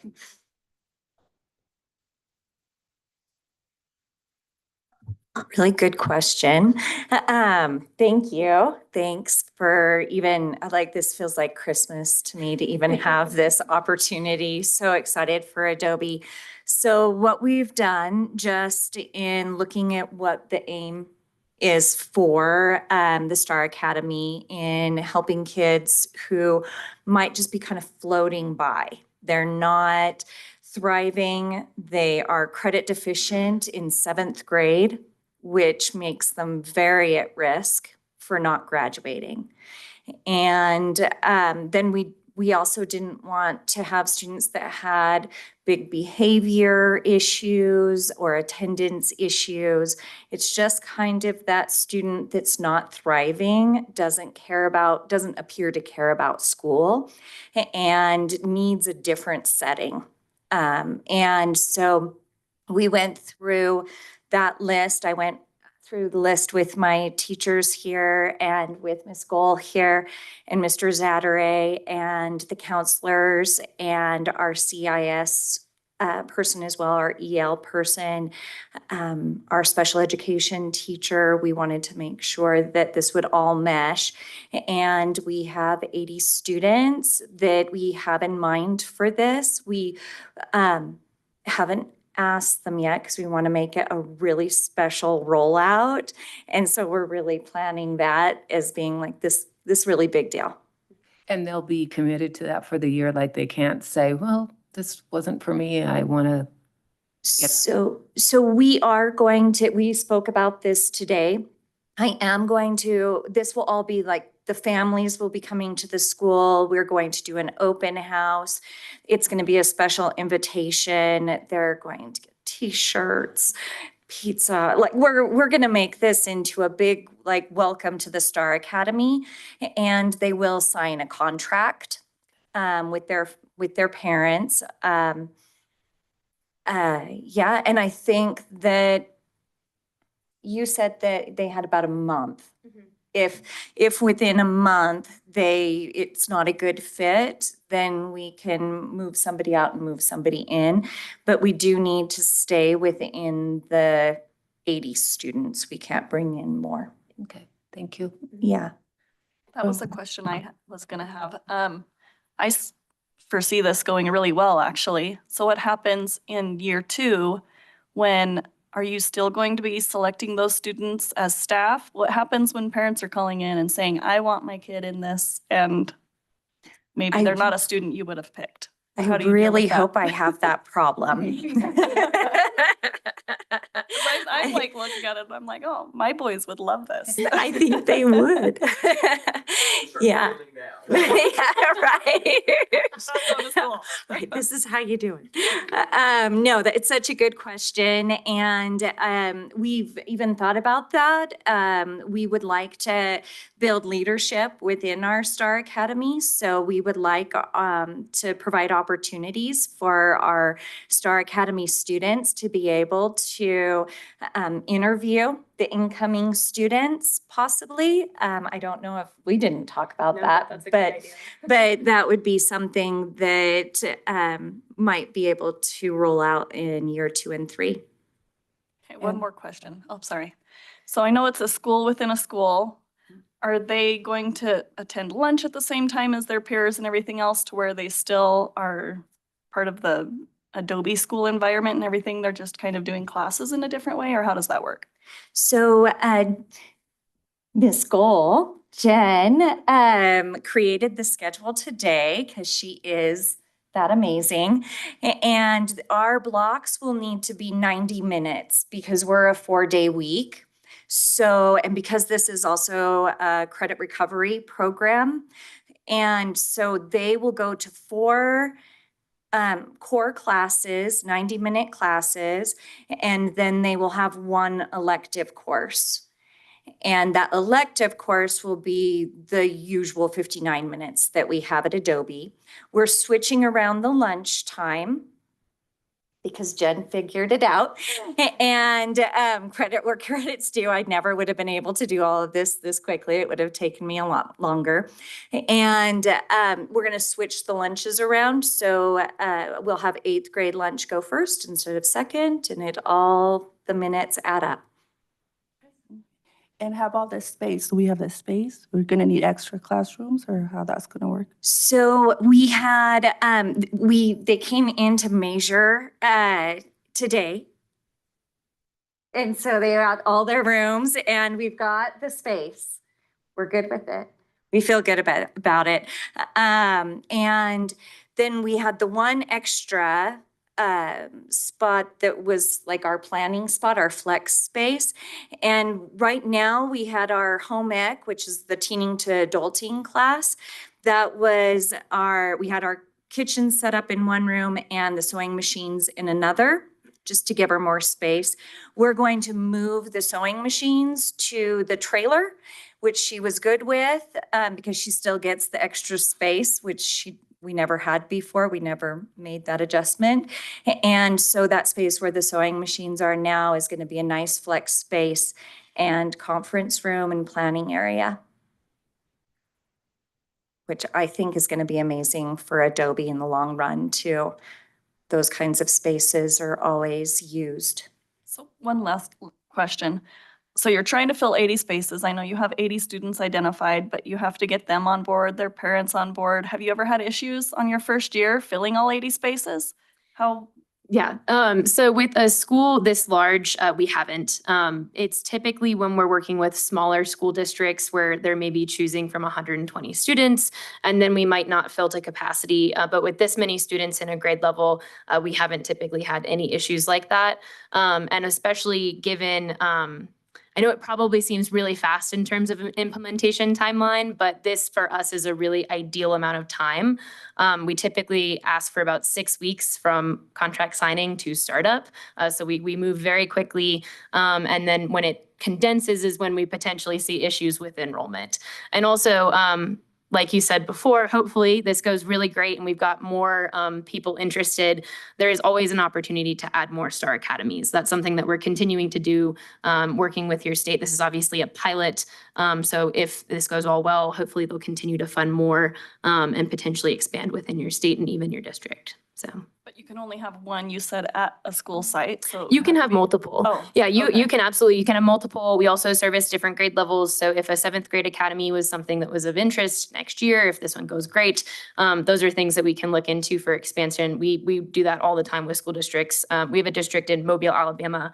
They've got about 6 different programs across their district, 3 of which are all in the same school. And do you have programs for like mini STAR academies? If you had a school that, they needed an academy for 10 students, is that a possibility as well? So it would still be the same STAR Academy, you just wouldn't fill all of the seats. So especially when you're looking at grant funds, it's going to be the same because it's still the same materials, the same amount of classroom furniture, all of that. We actually have a district we work with in New Jersey that only runs 20 students through the program. We also have a district in Arkansas that has about 20 students per grade level that they run through the program. So that's very customizable in terms of how we fill those seats. It's just 80 is the max because we can't have more than 20 students per class because of how the modules are set up, the rotational projects, they have to work in pairs and there's 10 in the classroom. So pairs 10, 20 max. But that's kind of, we work with every district and customize that to your needs, to your students, things like that. Okay, so that's another question. How customized can you go? Like, could you do 40 in Wells and 40, like purchase a, no? No, split it between the two one schools? academy would have to be at that school. You can have multiple in a school, but if an academy is purchased, it would have to be in one school district. Or in one school, I'm sorry. To the point of customization, though, it's really exciting. They just today, we were having a meeting about so that they have a person who is designing the curriculum specific to what Adobe's needs are, to what their data trends have been over the last few years on the SBAC, and they coordinate with NWEA maps data. And every question that they asked us was, well, which standards do you want us to focus on? Which career paths? How can we connect these with CTE career paths that exist at Elko High School for the kids that are going from Adobe to Elko High? Everything was about what are your priorities and what are your needs and how do we help these kids who maybe had some issues in 7th grade and are going to need to be doing some catching up, but also get what they need to be ready to go on to the next school and be successful there. And so everything has been very customizable and catered in that way. The thing that I've committed us to, and I've committed Emily to, and she's cool with it, is we're not going to mess with their design and how this program is intended to function. They have so many ways that they let us customize it to our needs, but the way it's intended to run and where it's had the most success is when people mostly don't mess around with the structure. And so we're very committed to, if we're going to get this gift from Dieter and the governor's office, we want to make sure that we don't compromise the integrity of the program. And so where we have latitude and customization, we're definitely taking advantage of that. And they'll let us tinker with other stuff, but I've told them I don't want to tinker with the other stuff. Like, let's leave that.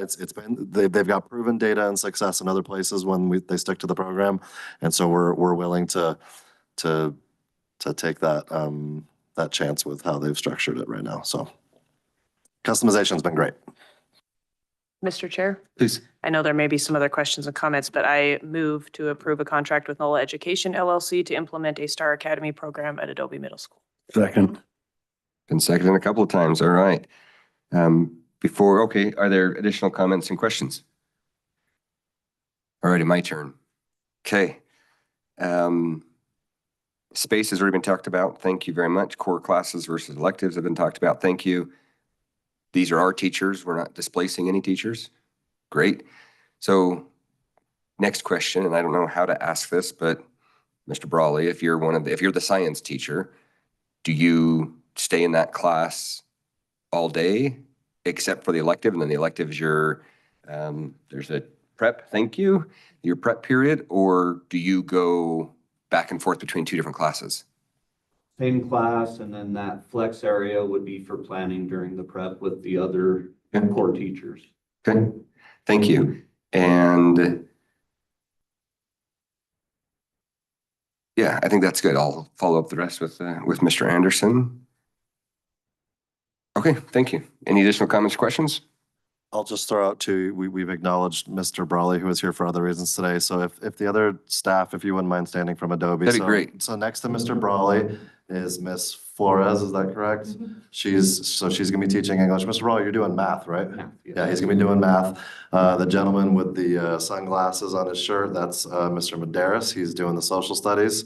And then Ms. Costa isn't here tonight. Miss Costa is going to be doing science. That's right. We went to her room today and said hi.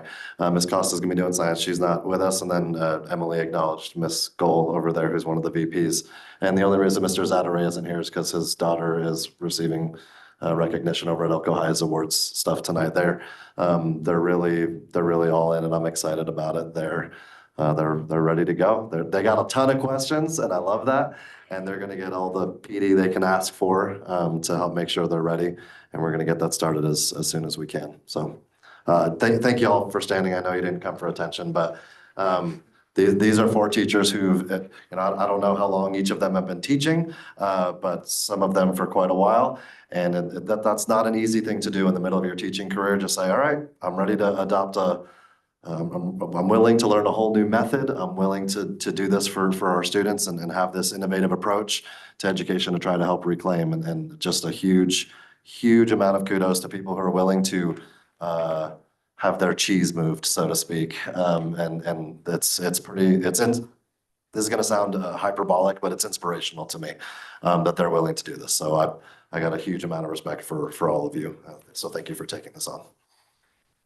Great, thank you. Anything else from the board? It's been properly moved and seconded. All in favor, please say aye. Aye. Any opposed?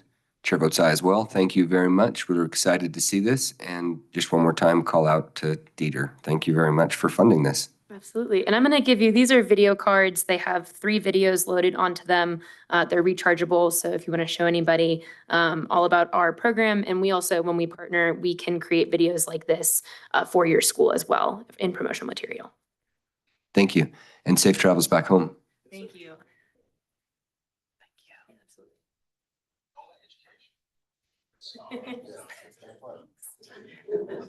Push play it plays. There we are. Don't push play. Oh, just open it. All right. Even better. All right.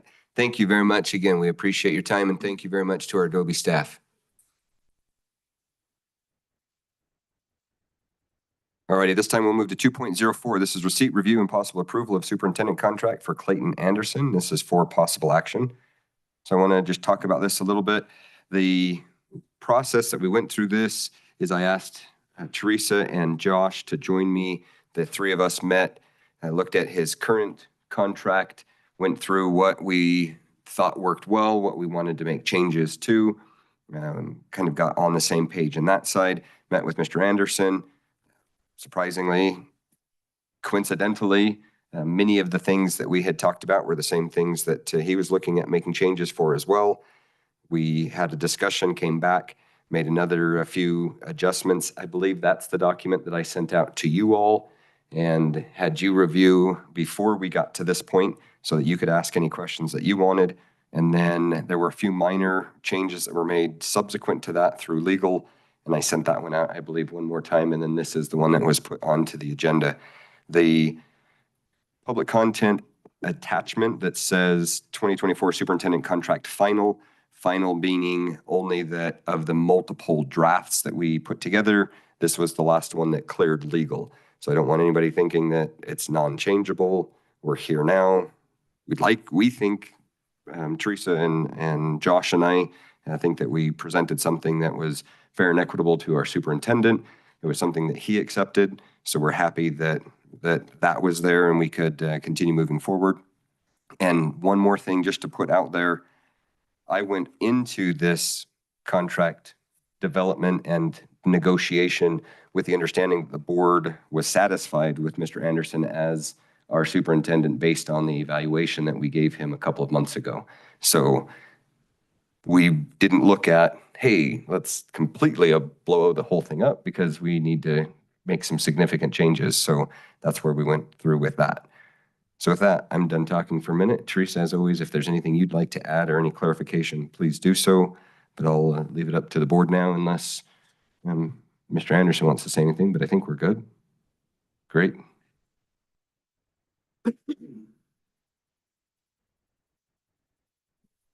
Go ahead, Jeff. I didn't have anything to say other than I'd like to move to approve the superintendent's contract for Mr. Anderson. Second? Okay, it's been moved and seconded. I know that we've got some, or at least I'm assuming Susan was ready. So go ahead, Susan, with some questions or comments or. Yeah, I'll just start here. First one is there, can you give the reason why it's 3 years, for 3 years? Because that seems like a long time in superintendent land. So across Nevada and across the state, it actually is somewhat of a long term because right now our average superintendent nationwide is like a year and a half in or something. It's Mr. Henderson is in the better than 50% longevity side of things. So when we looked at 3 years, that was the last contract was 2 years. We wanted to try to keep him for a little bit. Didn't want to commit the board and or the district to 4 years and beyond. So 3 years just kind of was a good point of, I believe, what we had come to. Go ahead. And I'll just throw in, I've been through enough superintendent searches. I was really in favor of a longer contract. 3 years sounded great. I would love to never have to look for another superintendent while I'm on the board. Okay, and then can you explain the increase in the salary? Absolutely. So the current contract had Mr. Anderson at $175,000 per year with a 3% increase if there was a satisfactory evaluation, and that he got that. So that was for each of his years. Additionally, there was a $10,000 retaining bonus. So I had the math on a different computer, but basically after year 1, he received both the 3% and the $10,000. Year 2, he received 3% and $10,000. That put him up to approximately $205,500 or so. So this base basically started him at where he's at now.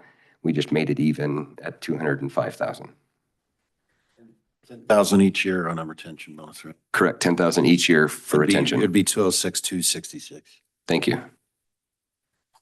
Okay, and then on number 11, I know it says May 1st, but should that maybe be the first board meeting in May, just so that it's not, so it coincides with a meeting, or does it matter? I think that may have been the contract language that we had previously, and it was probably recycled. There may be a reason for May 1. Go ahead. Yeah, I'll just jump in. So it's structured in such a way that, and this was when I was interim as well as the last 2 years of evaluations. And I think it goes back to previous superintendents. The concept is just around March or April is usually when the evaluation is done. And so it's intended that that's supposed to be completed by May 1st. And that's for both parties because you don't want to decide after May 1st whether or not you're trying to keep somebody. And that's to leave room for people on both sides, whether it's me or you that decides, hey, maybe it's time to make a change or move on. So if you shore that stuff up in March or April, then by May 1, you're basically committed to each other moving forward. So that's not a change. That's consistent with what it's been far back as I could see in contracts. Okay. And then,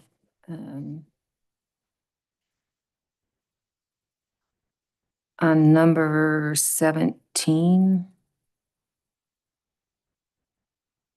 after the beginning of the second year of the contract, but not later than 60 days prior to the expiration of the contract. That confused me since the contract's for 3 years.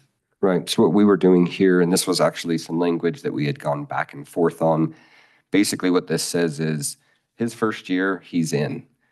After the second year begins, we can give him notice to say, thanks, but we're not going to keep you at the end of the contract year.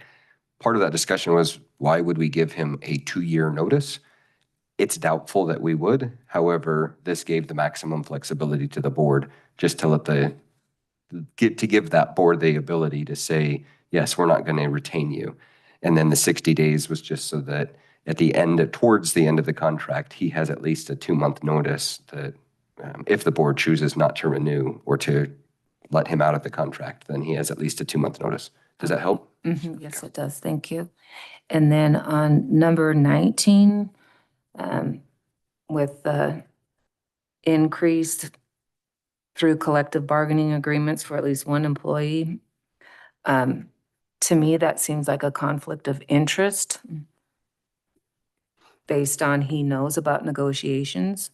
I'm not sure if he's actually in there, but he hears about them, and it just seems like that's a conflict of interest. And that was something that was also discussed, of making sure that that wasn't him having a conflict of interest, as you mentioned. He said that he is not the direct negotiator. Yes, he certainly has the ability to influence the direct negotiator. It then comes back to us as well. And the reason for this was to say, not so much, hey, if he negotiates a contract for them, it was more to say, if they don't get a raise, he doesn't either. And that's what that purpose was so that it didn't, if our employees go the year without the raise, he goes the year without the raise as well. That was the intent there. Yes, I can see how you're saying, and we even discussed that potential conflict, but we felt that this was the more fair way of putting that in there so that, again, he wasn't benefiting if our employees weren't. He'll benefit a lot more than our employees will just because of salary, but I still think it's a conflict of interest. He may not be in the room, but like I said, he hears those things from the people doing it. So that's just my 2 cents for that. I don't like that part. And then on number 19I, for tuition, what is the reasoning of why we're going to pay for his degree? So as with all education on any business, the intent is that any education, especially formal education, but any education should come back in some degree to benefit the business or the employer. The anticipation is with him pursuing a doctorate, he'll be able to perform his duties better, more efficiently, more effectively, in more creative ways. And there should be a benefit back to the district. It's non-measurable. I take that back. There are aspects that could be measurable, but the intent was, yes, this is something that should come back and benefit it. This was also putting the onus on him to be able to complete the program, to go through the program. So it wasn't us just saying, here's X amount of dollars, good luck, go forth with it. This only gets paid if he continues to take his courses, and the program itself will only keep him in the program if he continues to be successful in the program. So it was it gave basically the onus on him to be accountable for his performance. So we're paying for someone's degree and we have no idea if they're going to stay after that. And I know you can't make, I know you don't want an 8-year contract. So how does working toward a doctorate improve the outcome for our students? I don't know if that's a question for Mr. Anderson or a question for you, whoever wants to answer that. Good. Well, I Or mean, maybe could you start with what your degree is going to be in and what your thesis is going to be? Maybe that so would be a better way to I start. haven't begun the program yet, so I cannot speak to what my thesis will be. The program starts later this month. The degree type is in leadership and organizational change, and my intent is to approach while I don't have the thesis written out or anything yet, my problem of practice that I'm currently mulling around and plan on pursuing a little bit here in the beginning stages has to do with our leadership development in not only in Elko but in rural counties in general. So my intention is to participate and contribute in the study of principal supervision and leadership development in rural school districts that have limited resources when compared to larger urban school districts that have tons of infrastructure for developing their leaders. We face unique challenges, especially and the smaller our schools get, the more difficult it is to really be a good instructional leader in those schools because you're bogged down with the many other responsibilities that you have in those contexts. And so that is my intention right now. We'll see, just like majors change and things like that. As I delve into it a little more, I may get more specific than that, or it may be a change in direction. But the purpose of this type of executive program is to find a problem of practice that you're currently experiencing. And so I've always expressed the utmost respect for our administrators, both the ones sitting in this room, as well as the wonderful Emily and the other principals that we have and vice principals. But I do believe that our schools, when you have good leadership and strong instructional leadership, then that is where the students start to benefit as that trickles down through the teachers into the classroom. And so that is the direction I'm planning on going. And I think there's very direct context to what I'll be learning and how we can develop our leaders and how that would benefit our students. So that's kind of where my thoughts are right now with it. Okay. Yep. And then, what was my other one? So as a board, what would our expectations be and the evidence we would have as a board to allow us? Well, first I should start with how much is the tuition? It says payment of tuition expenses, but there's no cost. I'd be happier with like, we'll give you a certain dollar amount and then that's what you get, whether it pays for the whole thing or not. I just think that's a lot of money we're paying out in both salary and Absolutely. depending on how much it is. Each term is a different amount. It's based on the number of credits he's taking. And then once he's completed his core credits, then it's based on the number of additional hours for his thesis, et cetera, the ongoing side of that.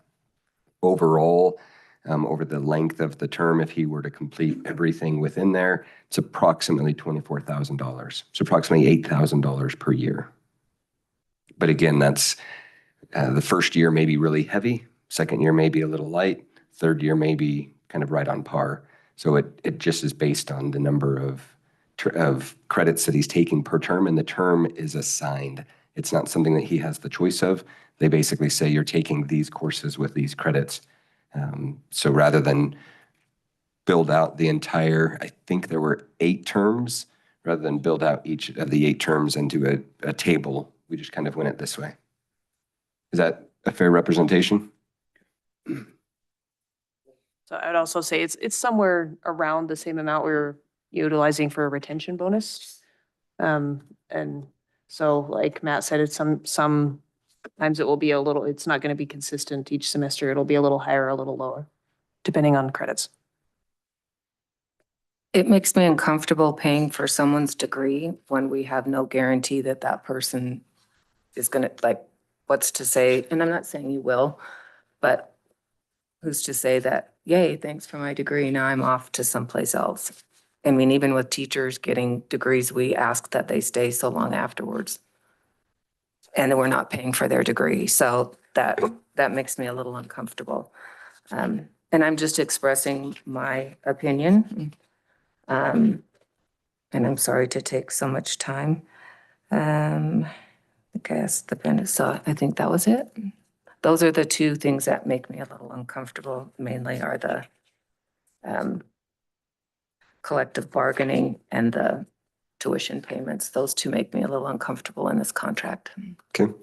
I don't know that I'm going to be able to address the make you more comfortable, but one of the things that in my tenure with multiple different companies, tuition reimbursement, tuition assistance is always that gamble on non-educational side of things.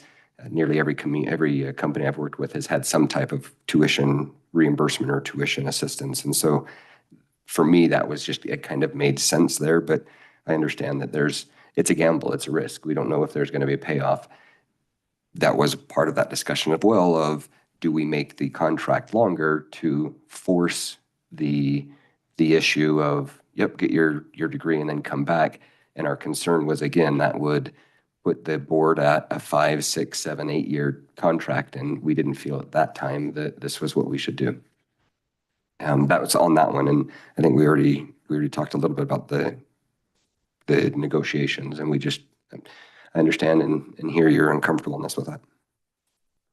I'll add in too, and again, it may not help you be more comfortable, but out of so there's a study that's done every year on superintendent compensation across the nation.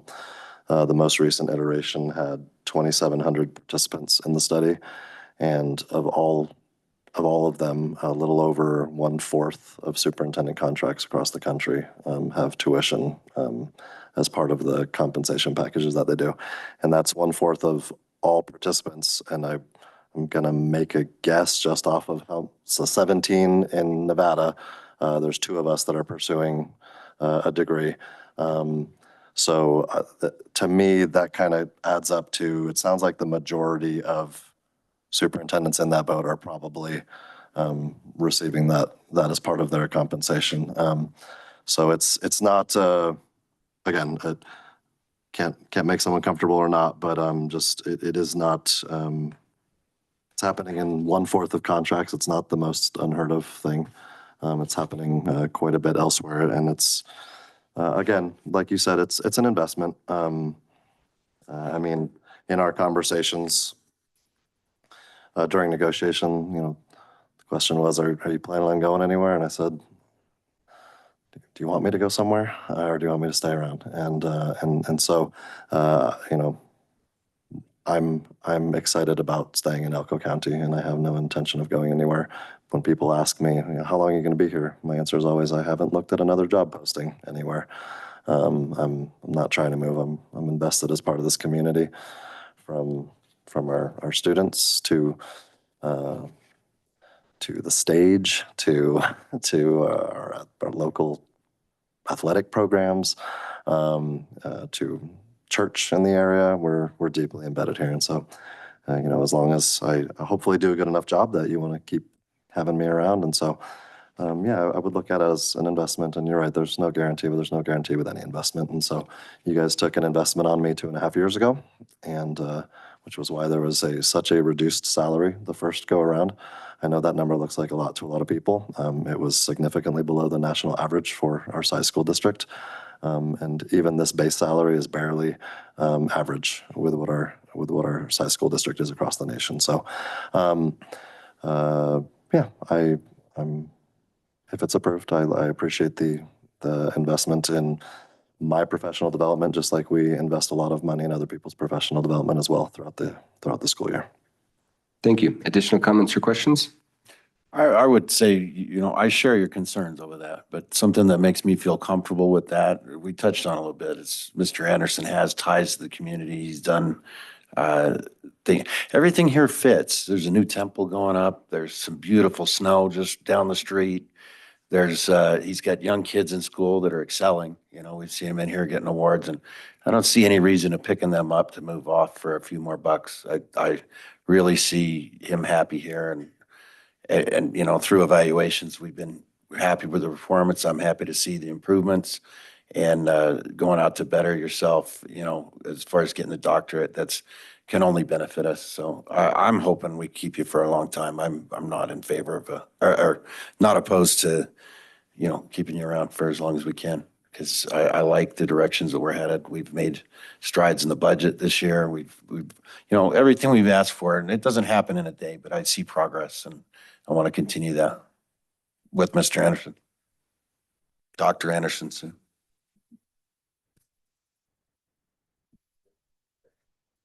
Okay, go ahead. Yeah, I was just gonna say, I think for the executive position that he's asked to perform in, that this is pretty right on standard.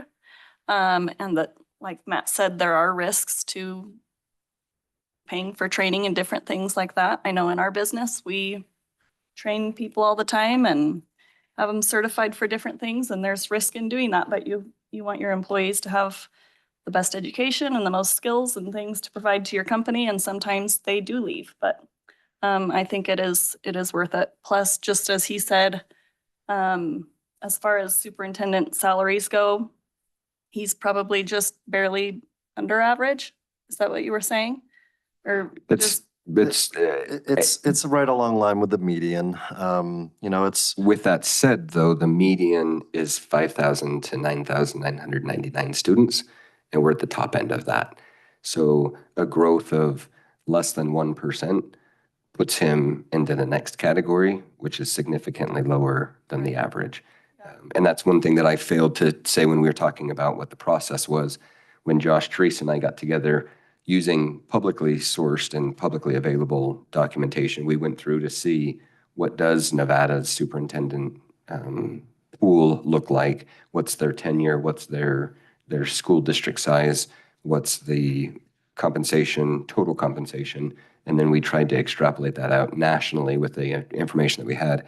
Mr. Anderson was able to also point us in directions of where we could get additional information on that. And so that is at the right at median for where we're at. If we grow above that 10,000, then even though he's at the bottom end of that next category, the reality is it is a next category, and he would be well below what the average is for that, while still having a tenure that's greater than 50% of his peers. and, you know, this doesn't include that $10,000 bonus anymore also. So I'm happy with it. Okay, there is a motion on the table. If there's no further discussion, all in favor, please say aye. Aye. Any opposed? Chair votes aye as well. Motion passes. Moving on to 2.05, this is receipt, review, and possible approval of a resolution in support of Invest 2025, which is a document produced by Nevada's 17 school superintendents outlining what is needed to improve student achievement in Nevada. This is for possible action.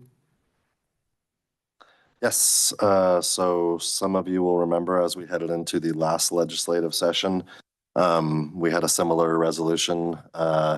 So just as the background information states, we as Nevada superintendents, we have a very unique makeup compared to the rest of the country, where we meet with each other once a month and we go over things together. We have great friendships and relationships, and we have a wonderful pulse on how education is in our state.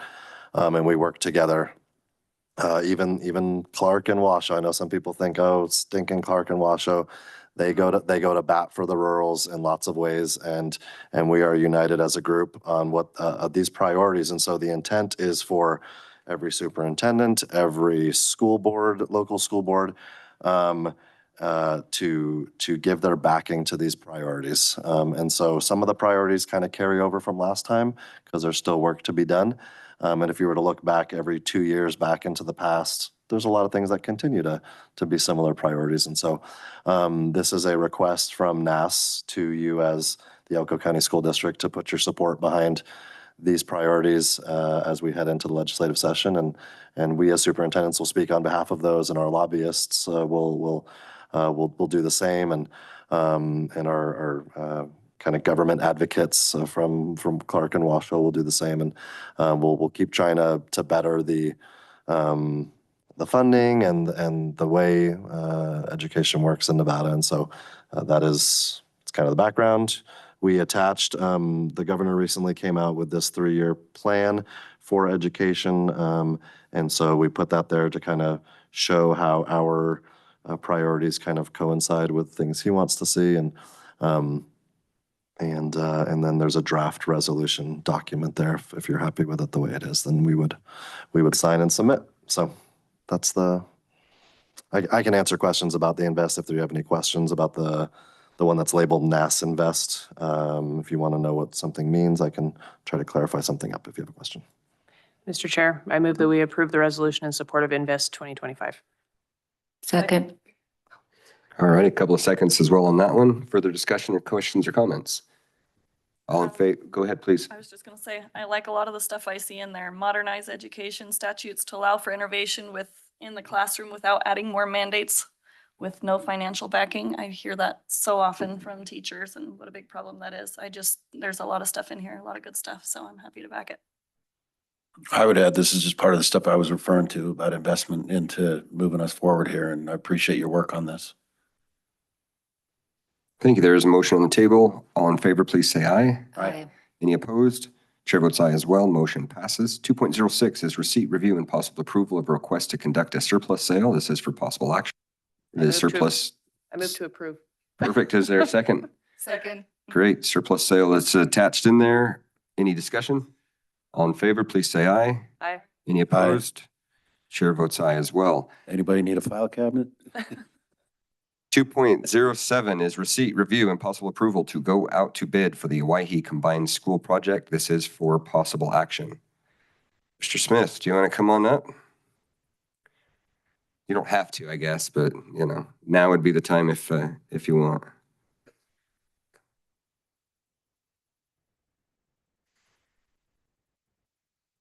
Good evening, everybody. Yeah, so essentially, I want to get your guys' permission to go out to bid. We're close to finishing up with design, probably right in the 80 to 90% range right now. We've worked closely with the National Guard, the tribe. We've done some early site work right now. Slater Seating is up there doing dust mitigation right now for air pollution.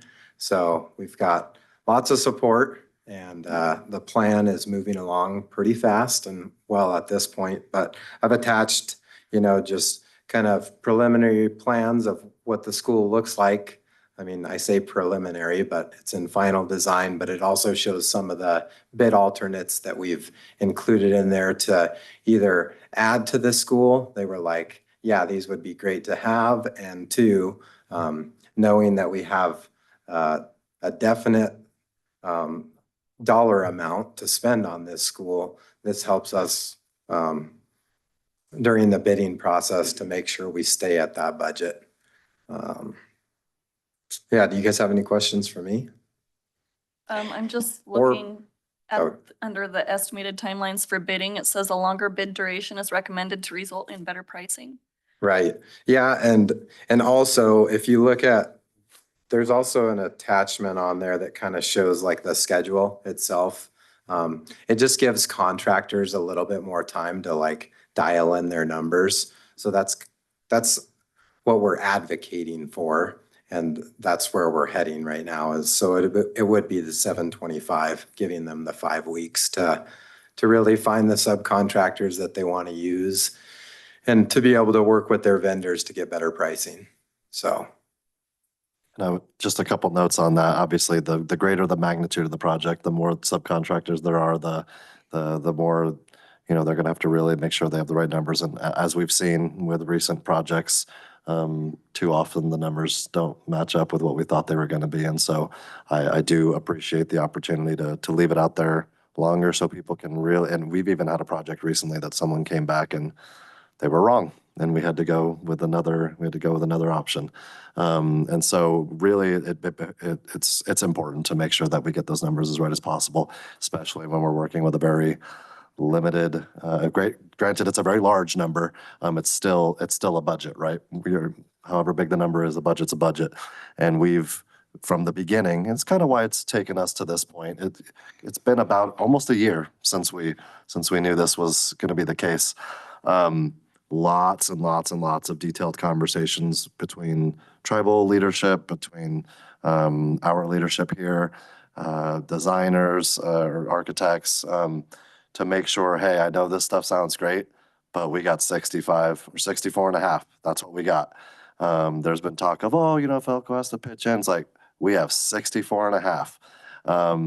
And we need to stay within that number. And so that has been echoed and echoed and echoed. And so we really intend to keep, I've never seen so many bid alternates in a project before. There are many bid alternates, and the point of that is to make sure, hey, if we want to keep this under, some of the stuff has to be optional, or maybe, maybe it's not getting in on this one, and you can find someone else to do that work down the line, or maybe there is money down the line. But for this building and for school to start in 3 school years, we've got 64 and a half. And so let's make sure we make that work. And so, Jeff, I think you'll be happy with, we anticipate a lot more bidders coming to the table for this one, obviously, because of the magnitude of the project. I don't think we're going to be resigned to 2 or 3 to choose from. I think there's going to be a lot of people, and hopefully that breeds competition, and hopefully that breeds competitive pricing as well. I sure hope so, because our opinion of probable construction costs puts us at 64,489. So it gives us $11,000. And from what we've seen, I mean, has this recommendation come from the same guys that recommended our food science lab? Because they were way off. Yeah, and those numbers, Brandon's actually online, so he can speak to that as well. And those numbers with the food science lab, because of the changes that we had made, adding additional buildings, those costs were unknown.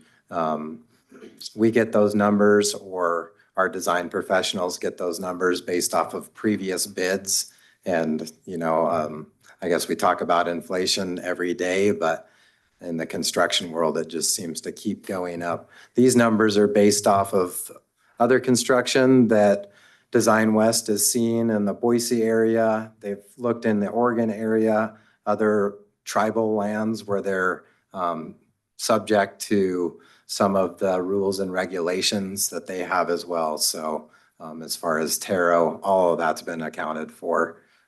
I can't guarantee that number is going to be exactly it, but that's why the bid alternates are there.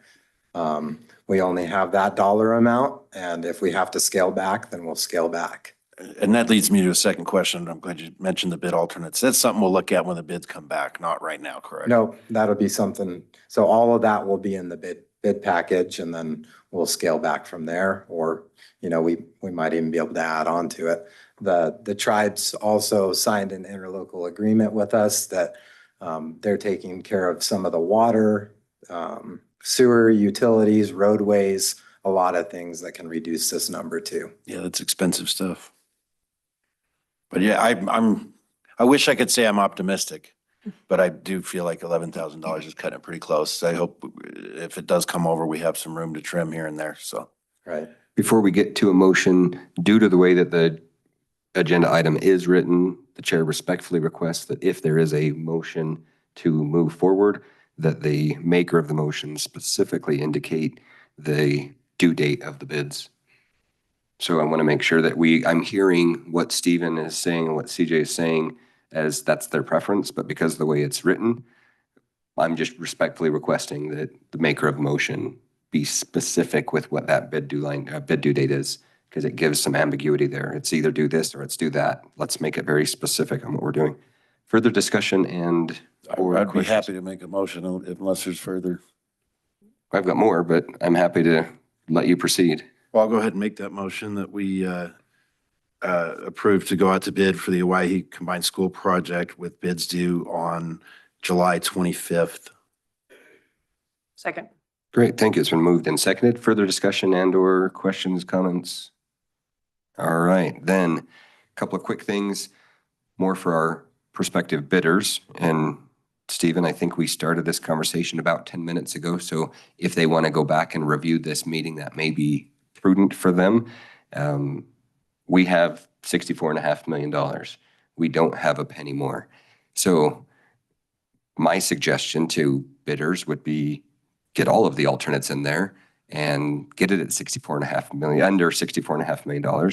And I want to find out how we deny all change orders. We are not going to have change orders. We can't afford it. So come in with your price, understand that's the guaranteed maximum price. We are going to say no, and we have to have a quality building. So that's me, and I'm not speaking on behalf of the board. I will vote no on anything that comes forward that puts us above the $64.5 million. So I'm hopeful that our bidders understand that. This is not a typical, what we've had as stereotypical government bidding of we just keep paying it because it needs to get done. This is where we're locked in. So I appreciate Mr. Anderson confirming that and enforcing that as well. So I just wanted to get that off, and I'll step down off my high horse now. There is a motion on the table. Oh, go ahead. I would just go ahead and echo that sentiment. I feel the same way. Okay. Any further discussion? Motion on the table is to approve with a due date for bids of 7/25. All in favor, please say aye. Aye. Any opposed? Chair votes aye as well. Motion passes. Stephen, thank you for you and your team's work. Brandon, thank you for being here. I'm really hopeful that these probable costs are accurate as well, because I know that you and your team have worked on this hard as well, and we've kind of beaten you up on a few different things. So we're looking forward to seeing this project come to fruition. Thank you, guys. And I'll Thank have you. to give kudos to Matt Stocky as well, too. Okay. And Brandon. Yep. They've worked hard on this, and it's kind of been a every day, every night thing. Yeah, thank you, guys. I hope everything goes on this. It will. Fingers We're crossed. going to make it go. There you are. All righty. Okay, moving on. 2.08 is receipt, review, and possible approval of proposed changes to policy GBC9, maternity leave, all employees. This item had come up previously, so this is for possible action. Move to approve. Second. It's been motioned and seconded. Any further discussion?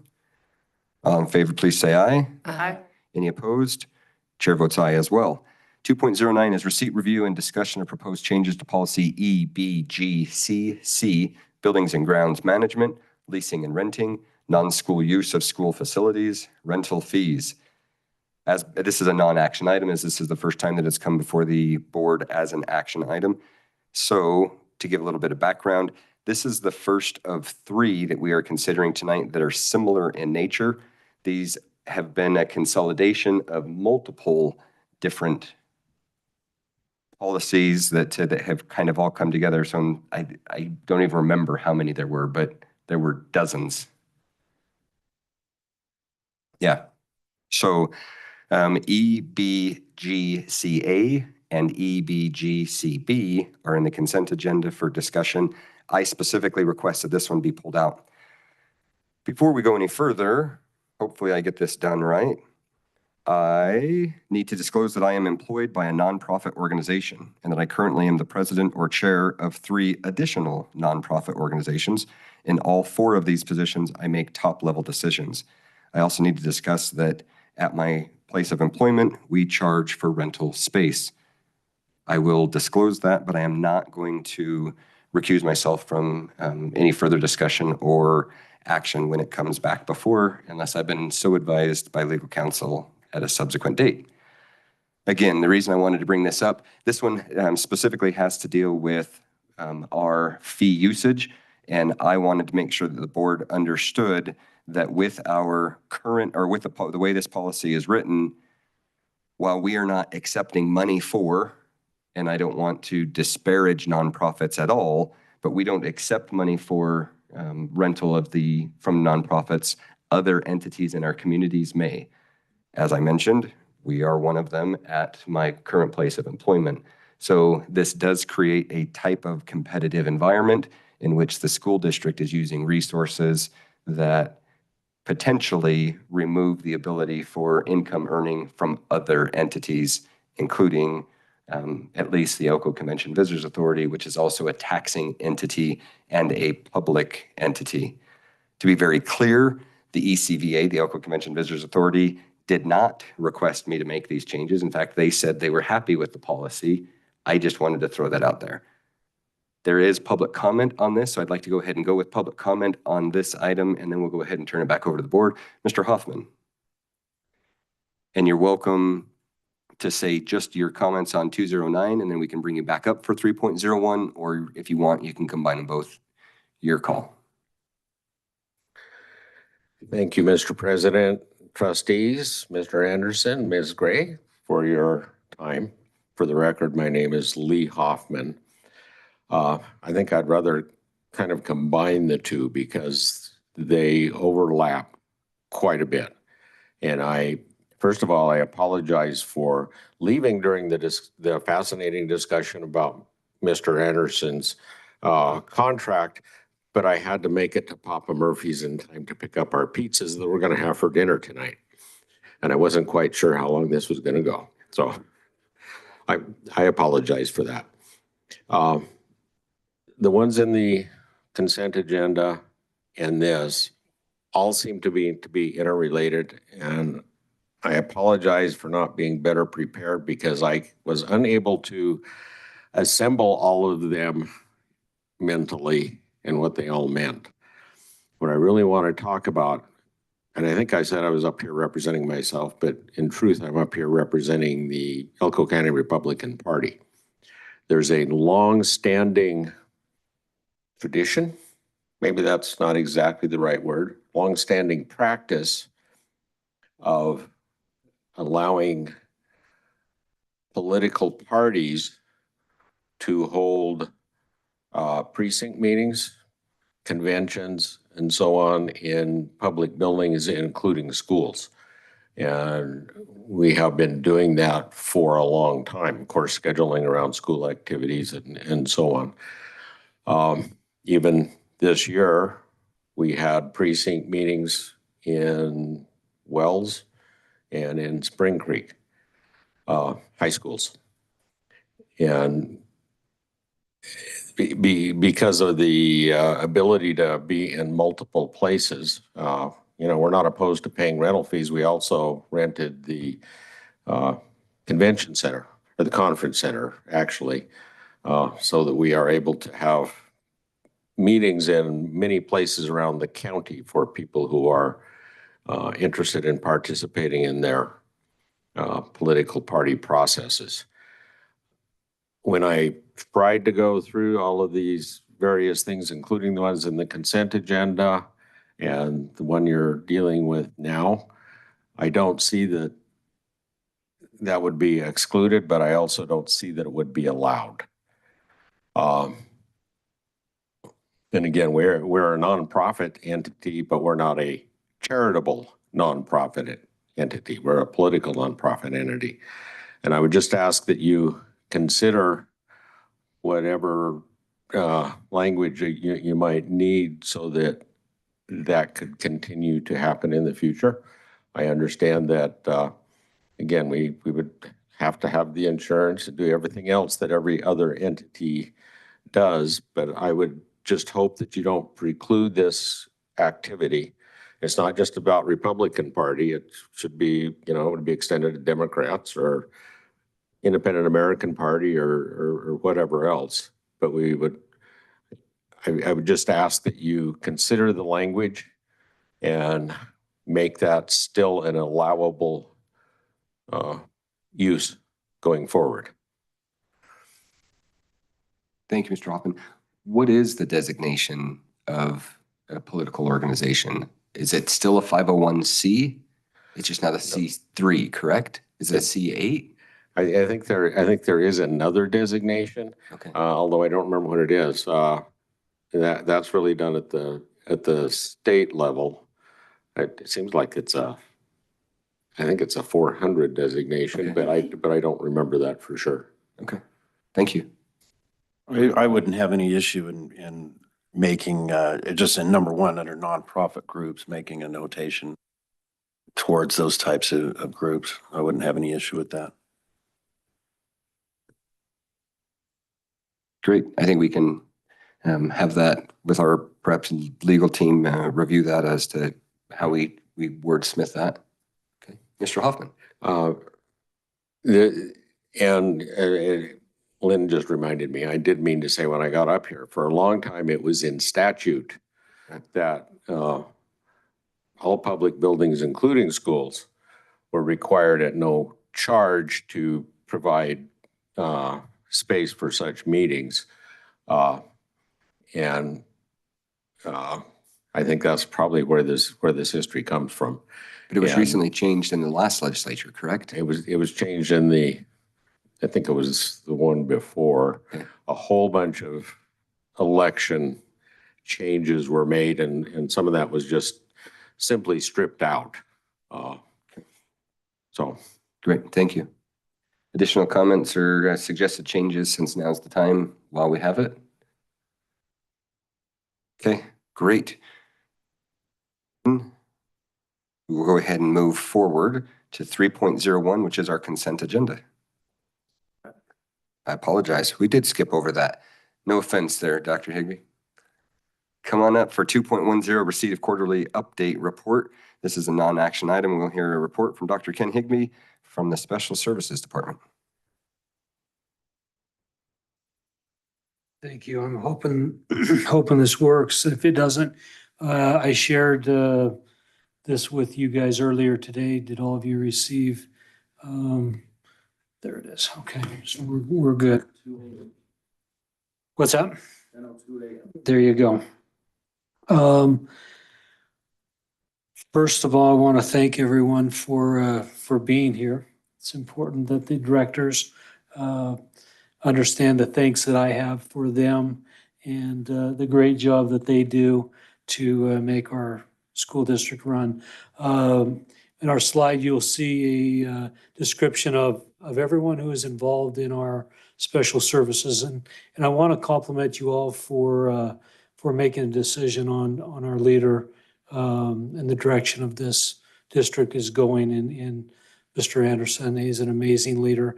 And we also made another long-term investment in Cassie Stalkey as a CFO of this district. She's amazing, the most capable person to be the CFO. And so very thankful that we were able to get that done. So special services, our goals and objective is to create and build individual education program teams consisting of teachers, administrators, paraprofessionals, related services, and parents whose sole purpose is to be in the kid business and actively engaged in creating students who are self-advocate, helping students to become independent, and giving students the gift of transition. I think those are the three keys of everything that we do. Y'all can read that later. We're running late. I've just got some numbers for you, some stats for you. We have 1,167 students receiving special services in Elko County. That's 12% of our students are receiving SPED services. The nationwide average is 15%. We have 678 students receiving speech language pathology services. That's 7% of our students. The national average is 7.7. Our caseload for our case managers, we average about 20 and a half with a high of 33. And anytime we have to go above what the state mandates, I have to write a letter getting authorization to do that. And I have that letter posted in my office if anyone questions when we have high caseloads. The Dr. national Higbee, average sorry, is, on that point, are there caseloads different per school, per Title I, et cetera, or is it per grade level? And what is that average? It's NRS and it's great. It's based on how many of each designated category of student is a teacher oversees. And so it's different for the different categories that the students are classified as. Based on the intensity of which the services need to be provided? Correct. Okay, thank you. Correct. The national averages range from 15 in Minnesota to a high of 50 in North Carolina. Our school psych caseload, they're averaging 107 student evals with a high of 129. That's really, really, really high. The national recommended eval average is 40 to 50. So you can see our school psychs are killing it. We are losing one school psych at the end of this year. She's done an amazing job in Wendover Wells. Karen Ozels, she'll be missed. A very talented person, and that's going to put a strain on our school psychs. Our speech language pathologists, our averages are 42.38 with a high of 63. The national recommended average caseload is 40. So you can see, our average is right there, but our high caseload is substantially over. Some things that we've added though is the practical application exploration system, the PAYS lab. That's a transition program that was funded by Voc Rehab. And what that does is it basically sets up a workspace in every one of our secondary schools. Our students go in, they perform a task, they're scored on that task, they have to clock in, clock out when they're done, and they're evaluated. And what that will solve for us is when we were audited, the transition part of the IEPs were in bad shape, and this will solve that. The PAYS lab. Leanne Hill has been a driving force with this, and we appreciate Voc Rehab. One of the things we're proudest of here is we had 37 students who were exited from special education this year, and that's pretty amazing. I believe that special education is designed to help students, and at some point, hopefully, we can get them so that they are ready to be in a regular classroom full time with little to no support. So, Dr. Higbee, on that point, please go ahead. Yes. I yield. So I was just looking at the school psych load, and you were saying they're really killing it, and I just think they're really being killed. What are we doing to try and now we've lost another one. What are we doing to try and fix that issue here? I know there was a comment that was made at a board meeting about this and about how they're just way too many evaluations that they're expected to do in a year. And what can we do? Is there anything we can do as a board to help this problem? Thank you for that question and the concern for our school psychs. I share that concern. We're recruiting anywhere that we can. I met with Illuma, which is an online school psych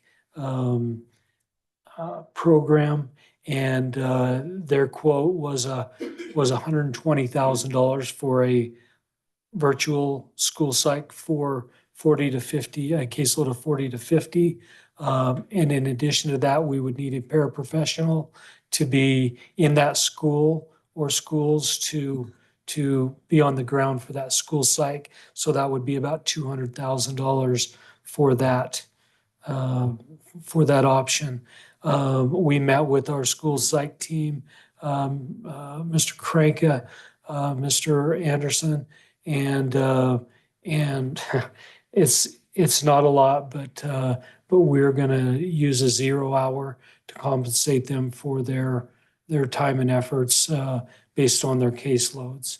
And we will do that until we're fully staffed with on-site school psychs. Like I said, it would cost us $400,000 to bring in virtual school psychs for a caseload of 80 to 100. And so when you're around, think of school psych for all that they're doing to make sure our students, and I've got to tell you, their concern is everything that's going on in the schools. They were concerned about a school psych not being able to meet with a kid individually and be there in person.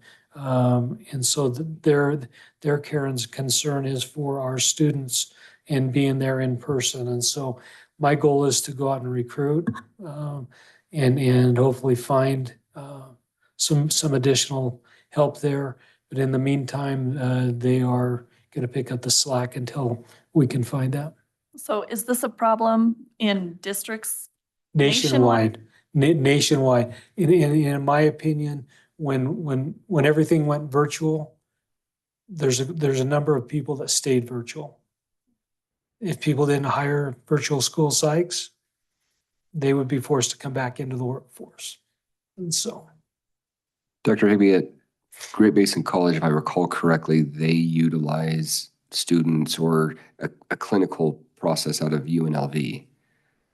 Is that something that could be duplicated here or could be shadowed here or something similar? Are we already doing something along those lines? We have a system in place in which we try to get people who are going to be there, do a paid internship for us. We have one of our local people who are actually in a program who next year will be ready to do the internship. So we would hire them as an intern at a reduced pay, and they would be able to have a caseload for us. And then the following year when they would be done, that would be one.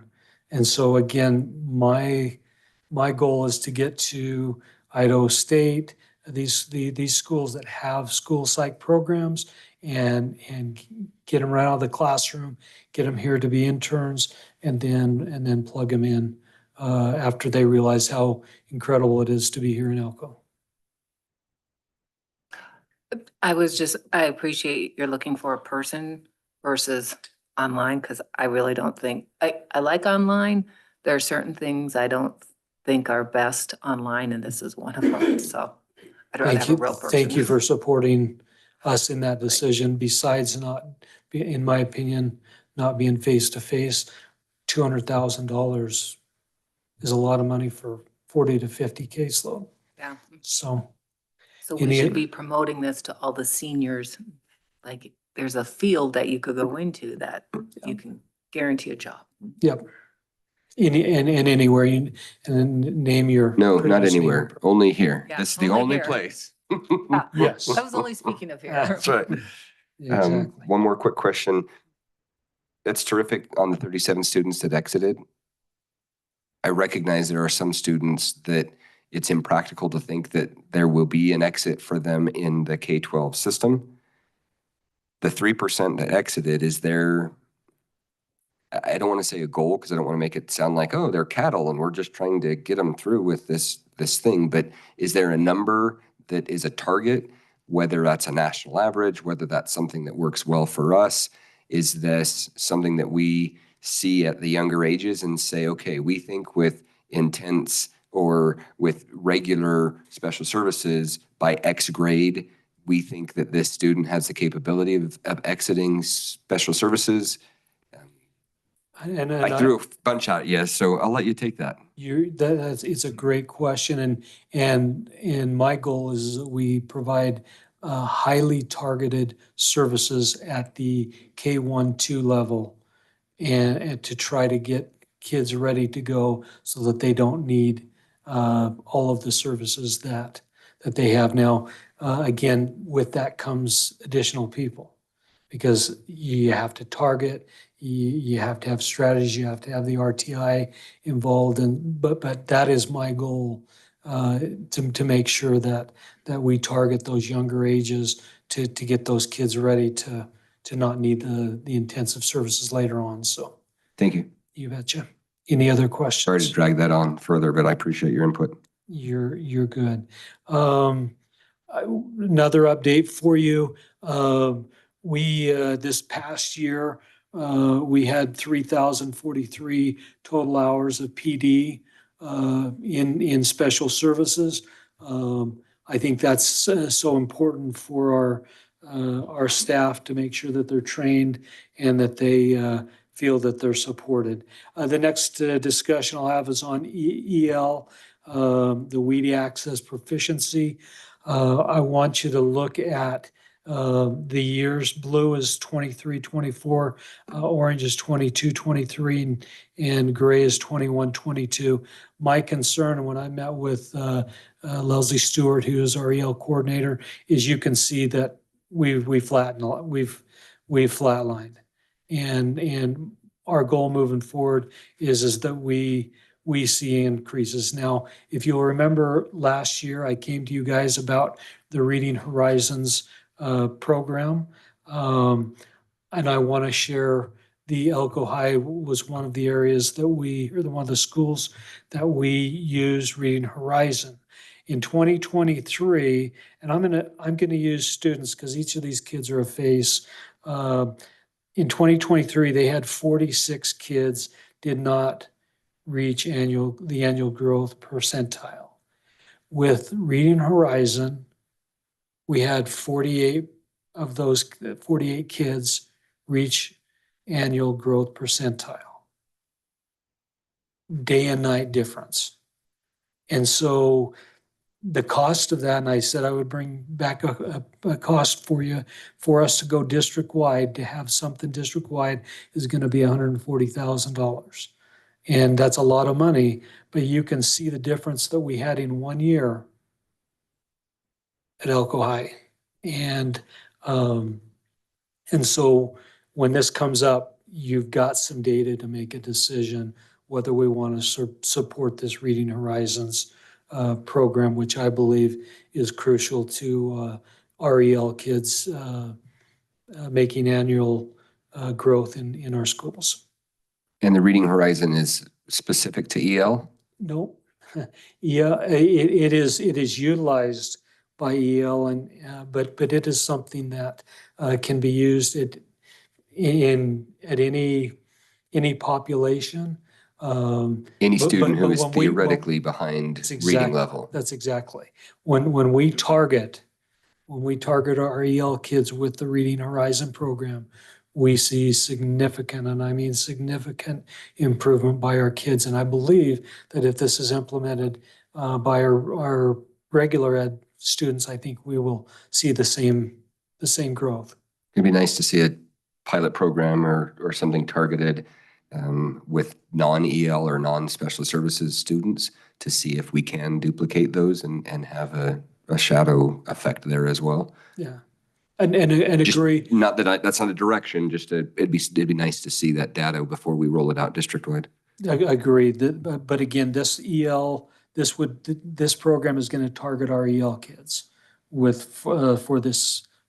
that number. So The 140,000 is The 140 EL students only. that's exactly Okay. right. All right, thank you. So question really quick. This is the results for Elko High School. Yep. Is this Reading Horizon program only for high school students? It's, So Okay. K-12. okay. K-12. Any other questions? Okay. Next thing I would like to talk about is our Medicaid billing services. We currently bill for speech, occupational therapy, physical therapy, nursing, ABA services. That would be the BCBA. It's been advertised. Trying to locate people to come to Elko is difficult. We've got some people that are in the pipeline that will be there, but getting them to that point that we can start billing Medicaid for their services is probably a year away. RBT services, having RBTs in schools that are employed by us with our paras is, in my opinion, is pretty crucial. Our social workers are not billing. Currently, our school counselors are not billing. We've had issues with the nursing billing from Frontline and had a meeting with them today. And so I'll talk about that in a minute. So our Medicaid claim status report, as you can see, our delivered services this year, there's been $893,414 in services that have been delivered. Now, one of the problems we have is parental consent. If we don't have parental consent to bill Medicaid, we can't bill Medicaid. The To issue with that clarify- is, what's that? To clarify, no parental consent, is that a rejection of our request, or is it simply they didn't say yes? The parent has to say that we're allowed to bill Medicaid for us to even submit any of our services Right. on behalf of them. So I apologize. I guess what I'm asking, is this 11% of parents that say, no, you are not allowed to bill Medicaid, or is this 11% of parents that simply didn't respond to our request?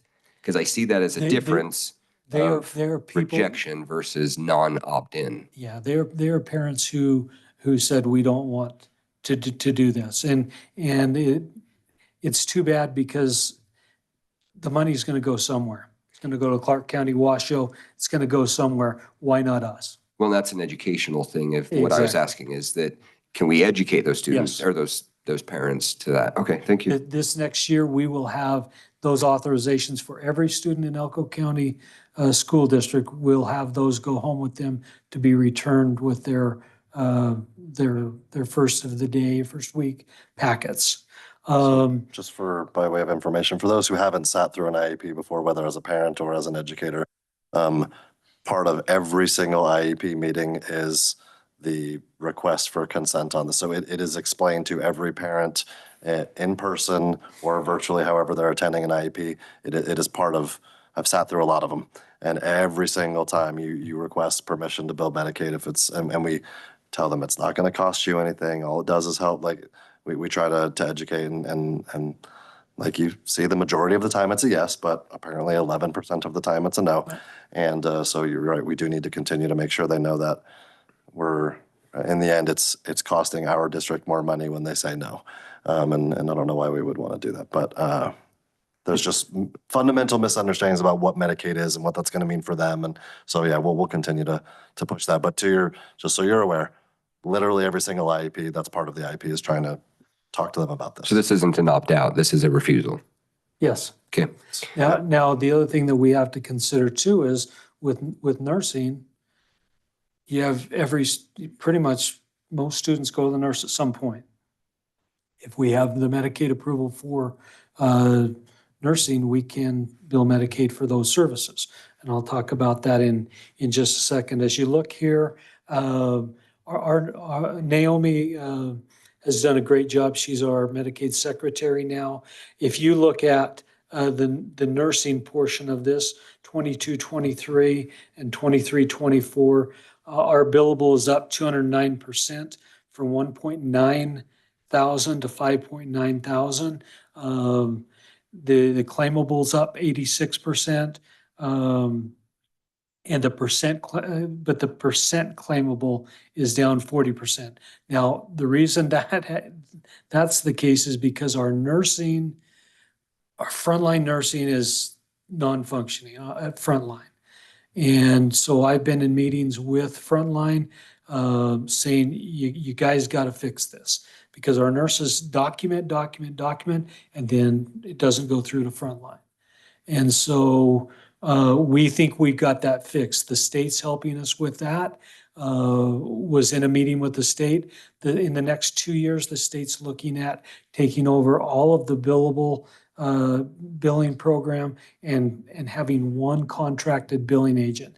And so I told Frontline, you guys either fix it or when this new contract comes up, you guys aren't going to have a chance at getting that. Now, with that being said, today we had their 9 top people in the meeting. So we've kind of stirred the hornet's nest a little bit, and July 1st, I believe, they will have the changes made so that we'll be able to get the money for the nursing portion of that. You can see it's pretty much the same thing across the board for occupational therapy, physical therapy, and speech services. Any questions about this? Okay.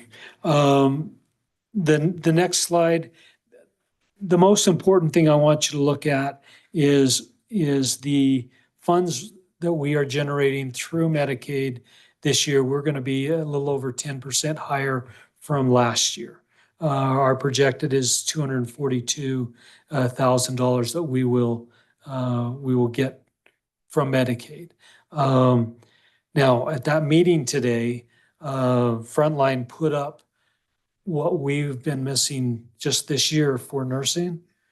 That's $516,000 that we have not gotten because Frontline's billing didn't work for us.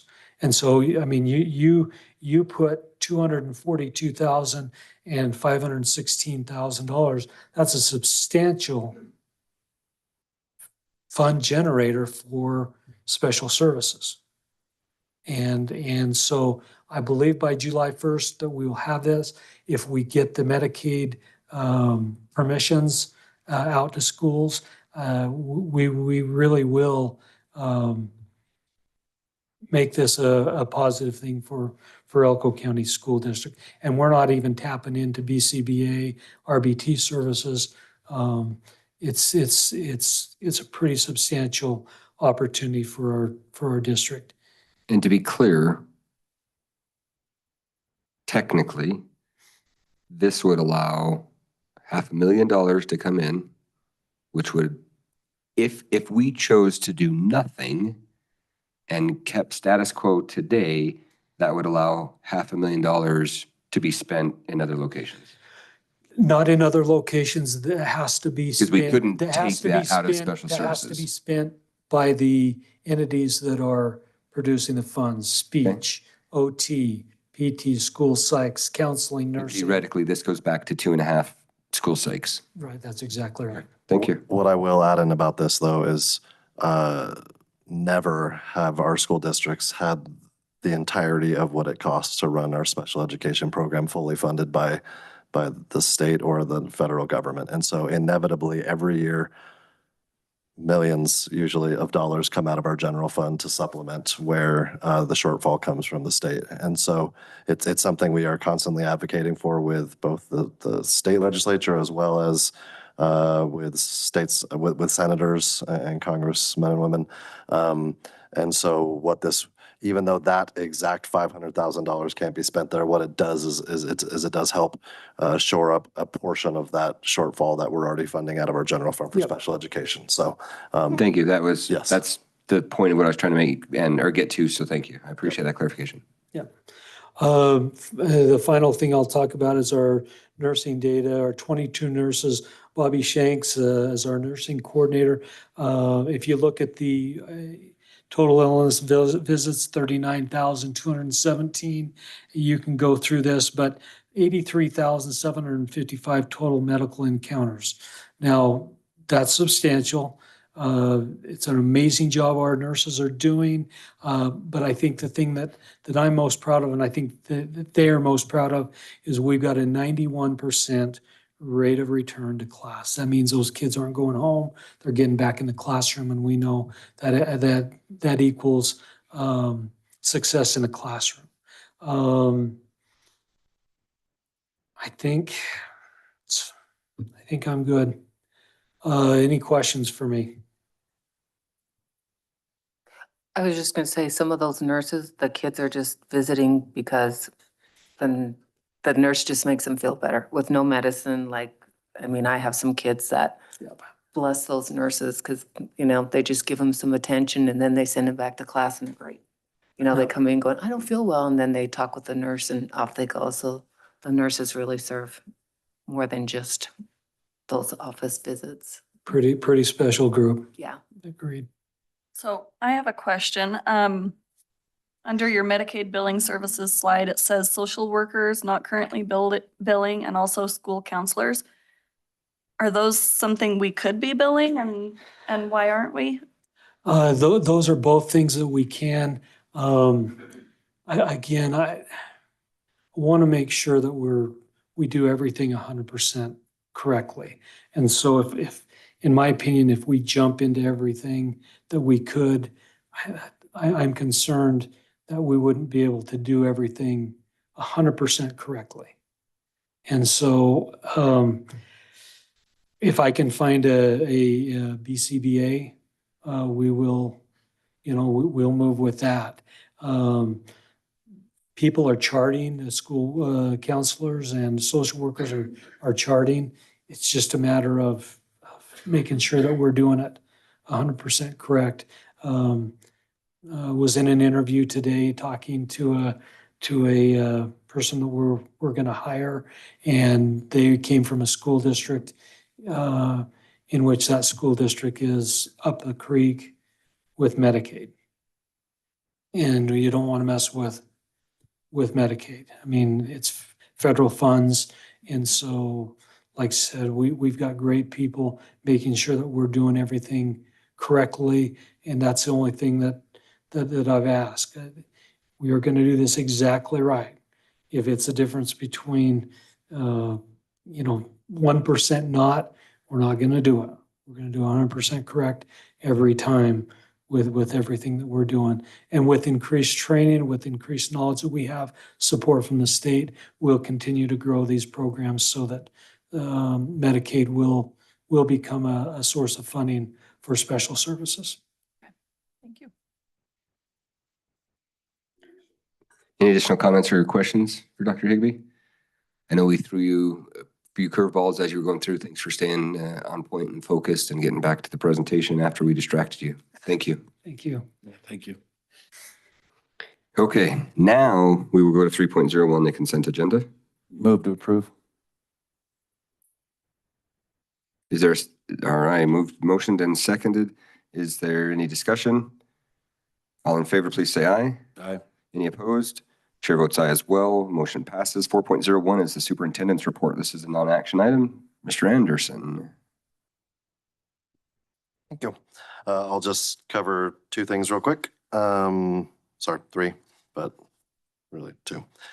So I mentioned at last meeting, I was going to be representing in part Nevada at the regional convening in Albuquerque with, so it's all the states in our region, including Alaska and Hawaii. Basically all the states in the West and Northwest, and not including California. They're kind of their own region. But the purpose of the convening was, it was titled Raise the Bar, Boldly Improve Learning Conditions. And it was to talk about efforts that states are going through, and to almost like a share session and thought and brainstorming of what other states are doing and how we're tackling both learning conditions and educator shortages at schools, because it's across, as you asked about school psychs. It's like the stuff we hear here. I've said this before. The stuff that you hear here is what's happening everywhere. Our house isn't on fire.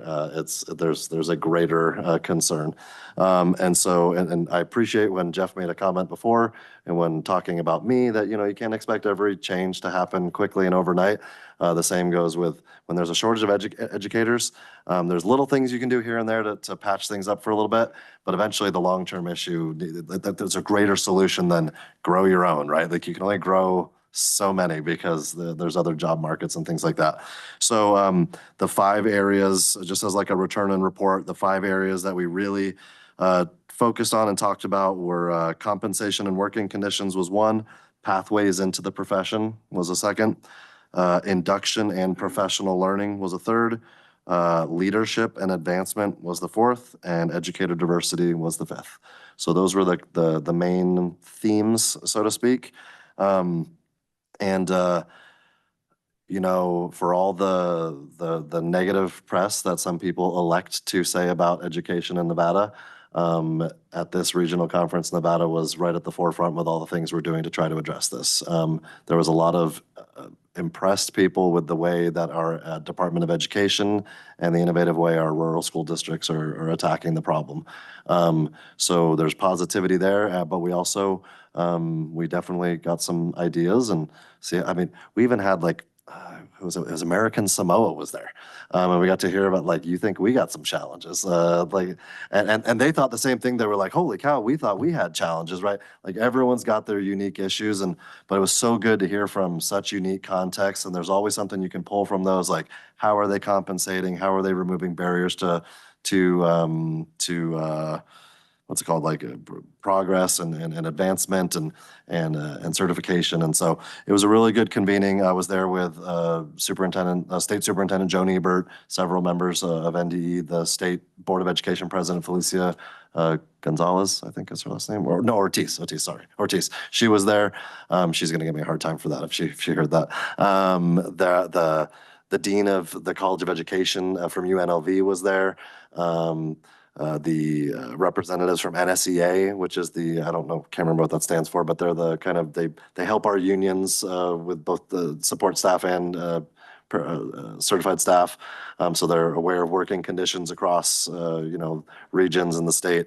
And so it was really this trust of a lot of people that are involved from all different angles. How can we work together and continue to advance this? And so it was really great meetings, long days, but really good conversations. And so wanted you to know that's what we were engaged in. We're going to continue to attack this problem. But I think it's comforting to know that we are taking a lot of steps in the right direction, and we were kind of an exemplar at this conference of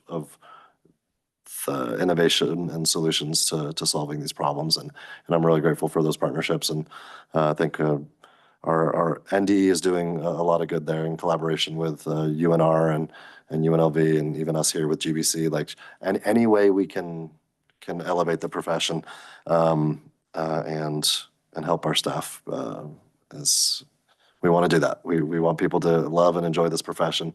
And we've had examples today of amazing educators, and we know we have them, and we got to make sure we treat them right, we keep them, we help them feel that, like, it's one thing to value your job, but it's another to feel valued. And we want to make sure we do that. And so we're continuing to see how we can be exemplary in that regard. Heather Steele sent an email to me a couple of days, just yesterday. And I'm going to try to share, if I can. I pushed the button. Hopefully that worked. But hopefully that comes up. She said, here's some amazing stuff for the board. 7 students from Jackpot. I don't know if Charles can hear me or not. I pushed the button, Charles, on my little dongle thing here. So, but anyway, 7 students from Jackpot and 2 from Elko were recognized. There we go, by Governor Lombardo today. So that was yesterday in Carson City. Plus Katie Estrada and Nick Sanchez, who are staff at Jackpot. And I'll zoom in here a little bit. Yeah, there we go. For their participation in the individual career mapping process, resulting in a 100% pass rate on the National Career Readiness Credential. It was a combined effort between ECSD, the library, and the Governor's Office of Economic Development. There is an official press release that'll be coming out, and so this is a picture of I think these are the 7 students from Jackpot, and then some of our staff are there. They added that they received a private tour of the Capitol, the Nevada State Library, the Nevada Supreme Court, and the Nevada Legislature.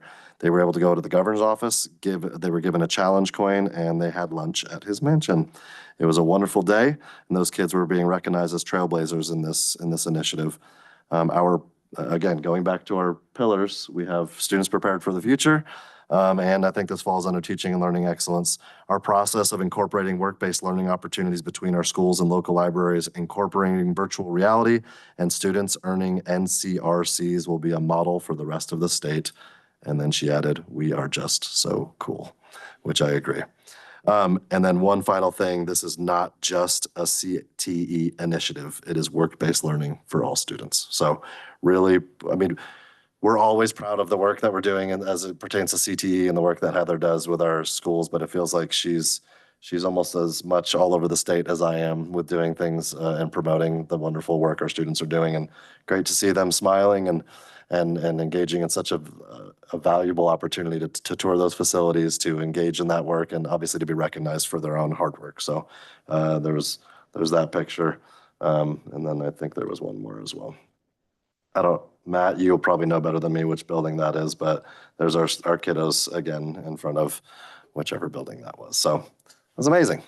So cool. So cool. As Heather said, so cool. And then the last one is just obviously a congratulations to all our graduates.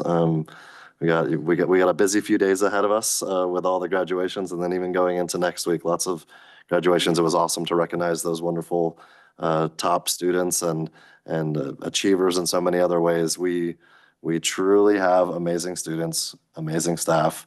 Tonight was just a tiny little snapshot of how incredible our people are here, and don't let anyone tell you otherwise, because we're doing good stuff in Elko County School District, and I'm real proud of it.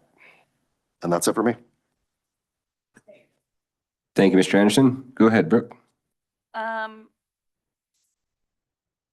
On this, you have a, let's see, school board meeting schedule Yeah. listed there. And I just wanted to let everybody know, I had talked to the superintendent about whether or not we could change the dates, because this year a board meeting fell the first week of the month. Spring break in April. Yeah, during spring break, and it's scheduled to do the same thing this coming year. And so I was just wondering if possibly there's an option to change it to second and fourth Tuesdays of that month, so that we can avoid the issue of having a board meeting during spring break when most of the staff is. I would also echo that it does the same thing in November with Election Day. And some might argue that this week's kind of a rough one to do it too, with graduation week. I think there's definitely, and Cassie and I have talked about it, and President McCarty and I have talked about it a little bit too. So this represents the natural schedule as it is written according to exactly to policy. So I definitely think, yeah, if there's a concern, and we saw some of this arise this year, right? We had like an extra meeting in December and then minus a meeting in January. So there's probably some additional things we can look at. I think the policy, I can't remember which one it is off the top of my head. Yeah, I'm not even gonna try. Yeah. Anyway, it allows for the board basically to just say, unless the board says otherwise. So if you want to, I just heard that suggestion. I heard your suggestion with elections, and that, I remember that happened not last November, but the one before, when basically all of you were up for election, and we're like, there's an election happening in real time of a board meeting in Carlin. And so, maybe that's not the greatest. This year it's in Wells. Oh, yep. So yeah, we can definitely, if you want to maybe submit those, I'm hearing them now, and I know she's going to have notes on it. I can kind of give some alternate suggestions. If it's okay with you, I would not recommend doing in those months, switching to a second and fourth, because then you're going to end up having back-to-back weeks of meetings. It might make more sense for like in that month just to do the second week of that month, and you just have one in that month as well. That might be a good solution. But that's just a suggestion. I can give several options and show you what those would all look like. But yeah, I appreciate I totally forgot that was attached to my item. So thank you for bringing that up, Brooke. Thank you. Thank you very much. And I'm yeah, if you fine don't, with the dates the way they are, so it doesn't. if you don't mind, perhaps at the next meeting coming back with a proposal, we do have the flexibility that we can change the board meetings as we need. Needs to be board action though, if I recall correctly. So we have to give at least 2 weeks notice unless we're having a special meeting. So I think that for the sake of the community, transparency, all the rest of that, the further out we give notice, the better. Great. So if you can perhaps come back with some alternatives, and then maybe we make that as a decision for the board to be able to say, here's where we're looking. I think that'd be great. Because yeah, I recognize that there are conflicts sometimes. And as much as I want to be home, and in fact, I will already be taking November 6th off because that's what I do. I just stay up until 4 a.m. and watch all of the returns. So yeah, that will be, for me, yeah, I'd like November 5th off, but if we're here, then we're here. So we can go from there. So thank you. And okay, then with that, we'll move into 5.01. Who'd like to go first? All righty then. Oh, All right, go ahead. yeah, I was just say, mine real quick, just a reminder, we're hosting NASB September 6th. It's a ways off, but, thought I'd say something about it. And just congrats to all the graduates. Looking forward to, got a couple, good 3 days, some real nice weather, so you might get to see my bike now. And we'll, looking forward to it. That's all I have. And I would just like to say, yeah, congratulations to all the graduates. Thank you to all of the teachers. I know so many teachers actually that have come back out of retirement to teach that are not coming back again next year because they were able to fill those positions. And I just want to say thank you so much to them for coming out of retirement to be there with our kiddos and so that we can have certified amazing teachers teaching in those classes. And just thank you to all the staff in the district for a lot of hard work during a school year and the great job that they've done. Ditto. Great. Yeah, there was a ditto. Same thing. Congrats to our graduates. I'll see a few of you this week and next week as well. Looking forward to that. And I also just want to say a big thank you to our teachers, our staff, our administration, both at sites, but also here within the central office as well. One more quick thing for the community. Early voting ends Friday. So if you haven't already voted, Friday is the last day to do so. And if you're going to wait until primary day, it's next Tuesday, the 11th. Here in Elko County, we have a number of important races, and then we're also going to be deciding at a partisan level a number of national races for the state of Nevada. So please get out and vote. It is important, and we literally have a choice of which direction the county is going in some of these areas. So please make an informed electorate vote. With that, 5.02 is finally on here, and I apologize, Jeff, for not putting it on here previously. And actually, I kind of just ran right over that. Nobody else has 5.01 board comments, right? Great. 5.02 is the NASB award nomination discussion. Jeff, you gave a number of nominations last week. Does anyone have additional discussion that they'd like to do at this time? I do. Perfect. Because you wanted names, and last time I've been thinking about it and trying to figure things out. So I do have some other ones, like the NASB school district employee making a difference. I noticed we can have 2. Last time you had mentioned Kathy.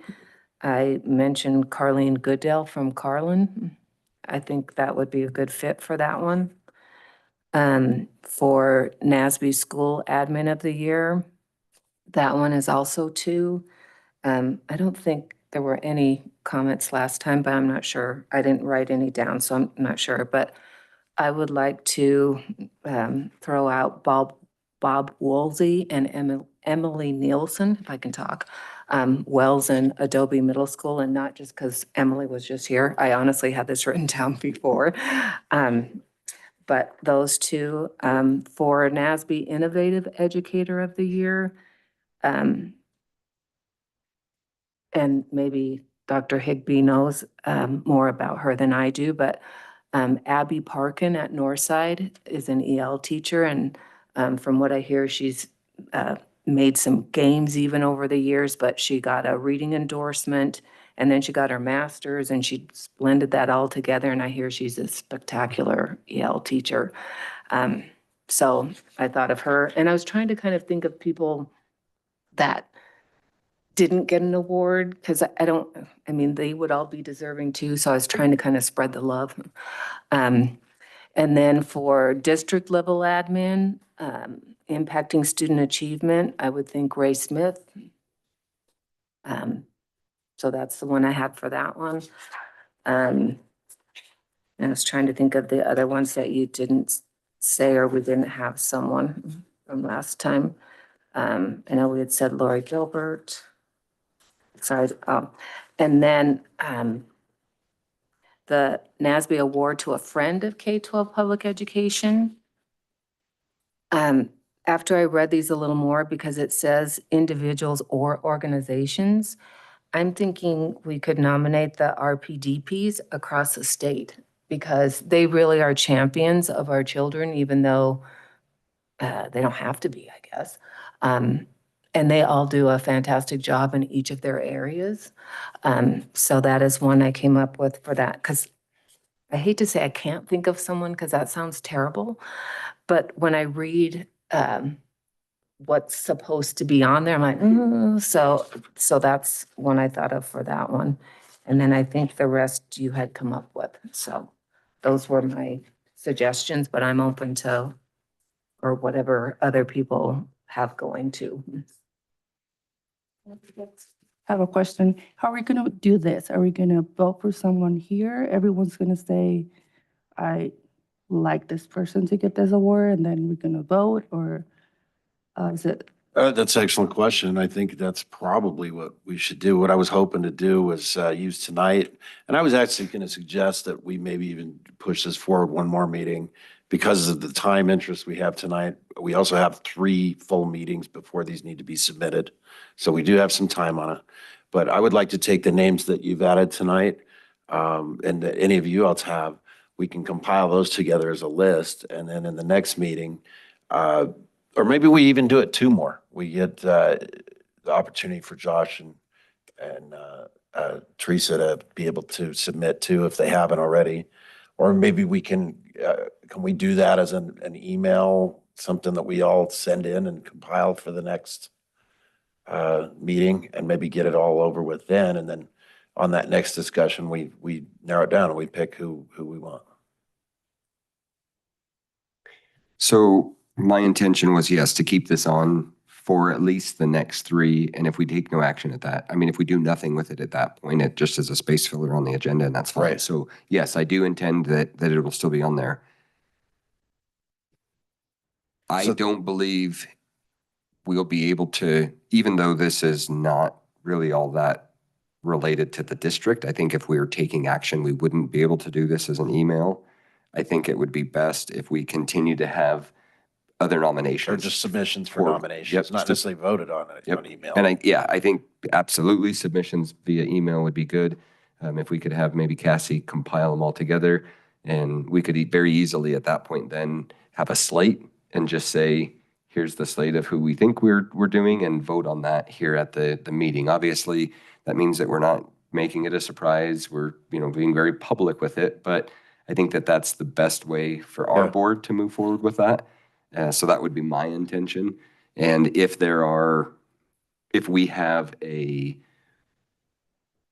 multiple nominations, more nominations than we have selection criteria available for, then I think at that point, we make that our perhaps second to last meeting, so that then when we do get ready, we can just approve the slate and move forward with it. Yeah. Then it would just be a matter of who's responsible for getting the information and putting together a quality nomination, because that's probably honestly the hardest part, is then writing the compelling argument so that folks that don't get the opportunity to work with these people on a regular basis, that are making this decision from hundreds of miles away, that again, it's compelling.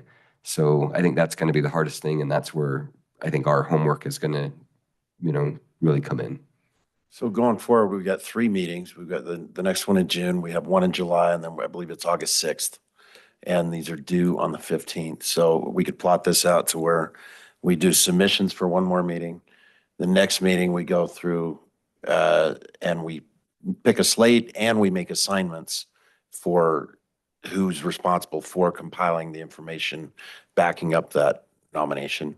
And then we send it, and that gives us a 1 meeting buffer in case we need one more to be able to send it off. But I think we could have this done and submit it by July.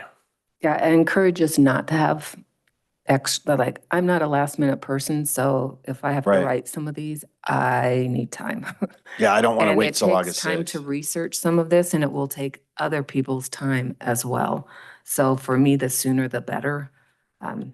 So whatever works out, be great. I would suggest, and between Jeff and Susan and Cassie, if the 3 of you can communicate of where you're at, let us know and maybe just put it all out. And then Cass, if you can send that out to everybody. If we have gaps that we need to fill, then absolutely, let's make sure that if there's somebody that we think can be qualified, I would actually almost go with, let's be ready at the next meeting to be able to Finalize. to parse it, to finalize it, because that gives a full month for us to then be prepared and have qualified statements ready to go, so that then we're not scrambling in that 2 week.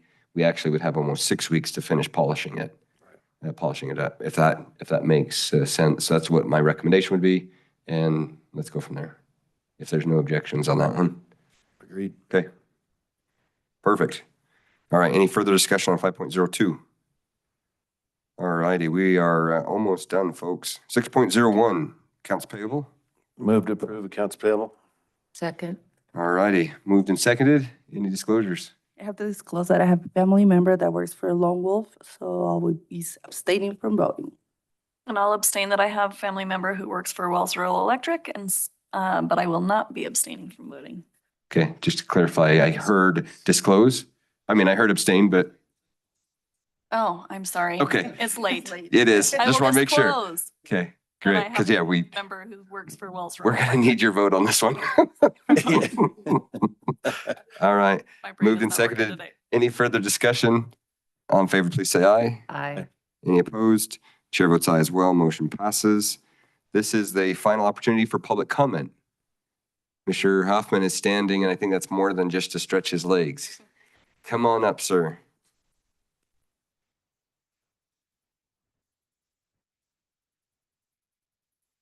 Thank you again, Lee Hoffman, for the record.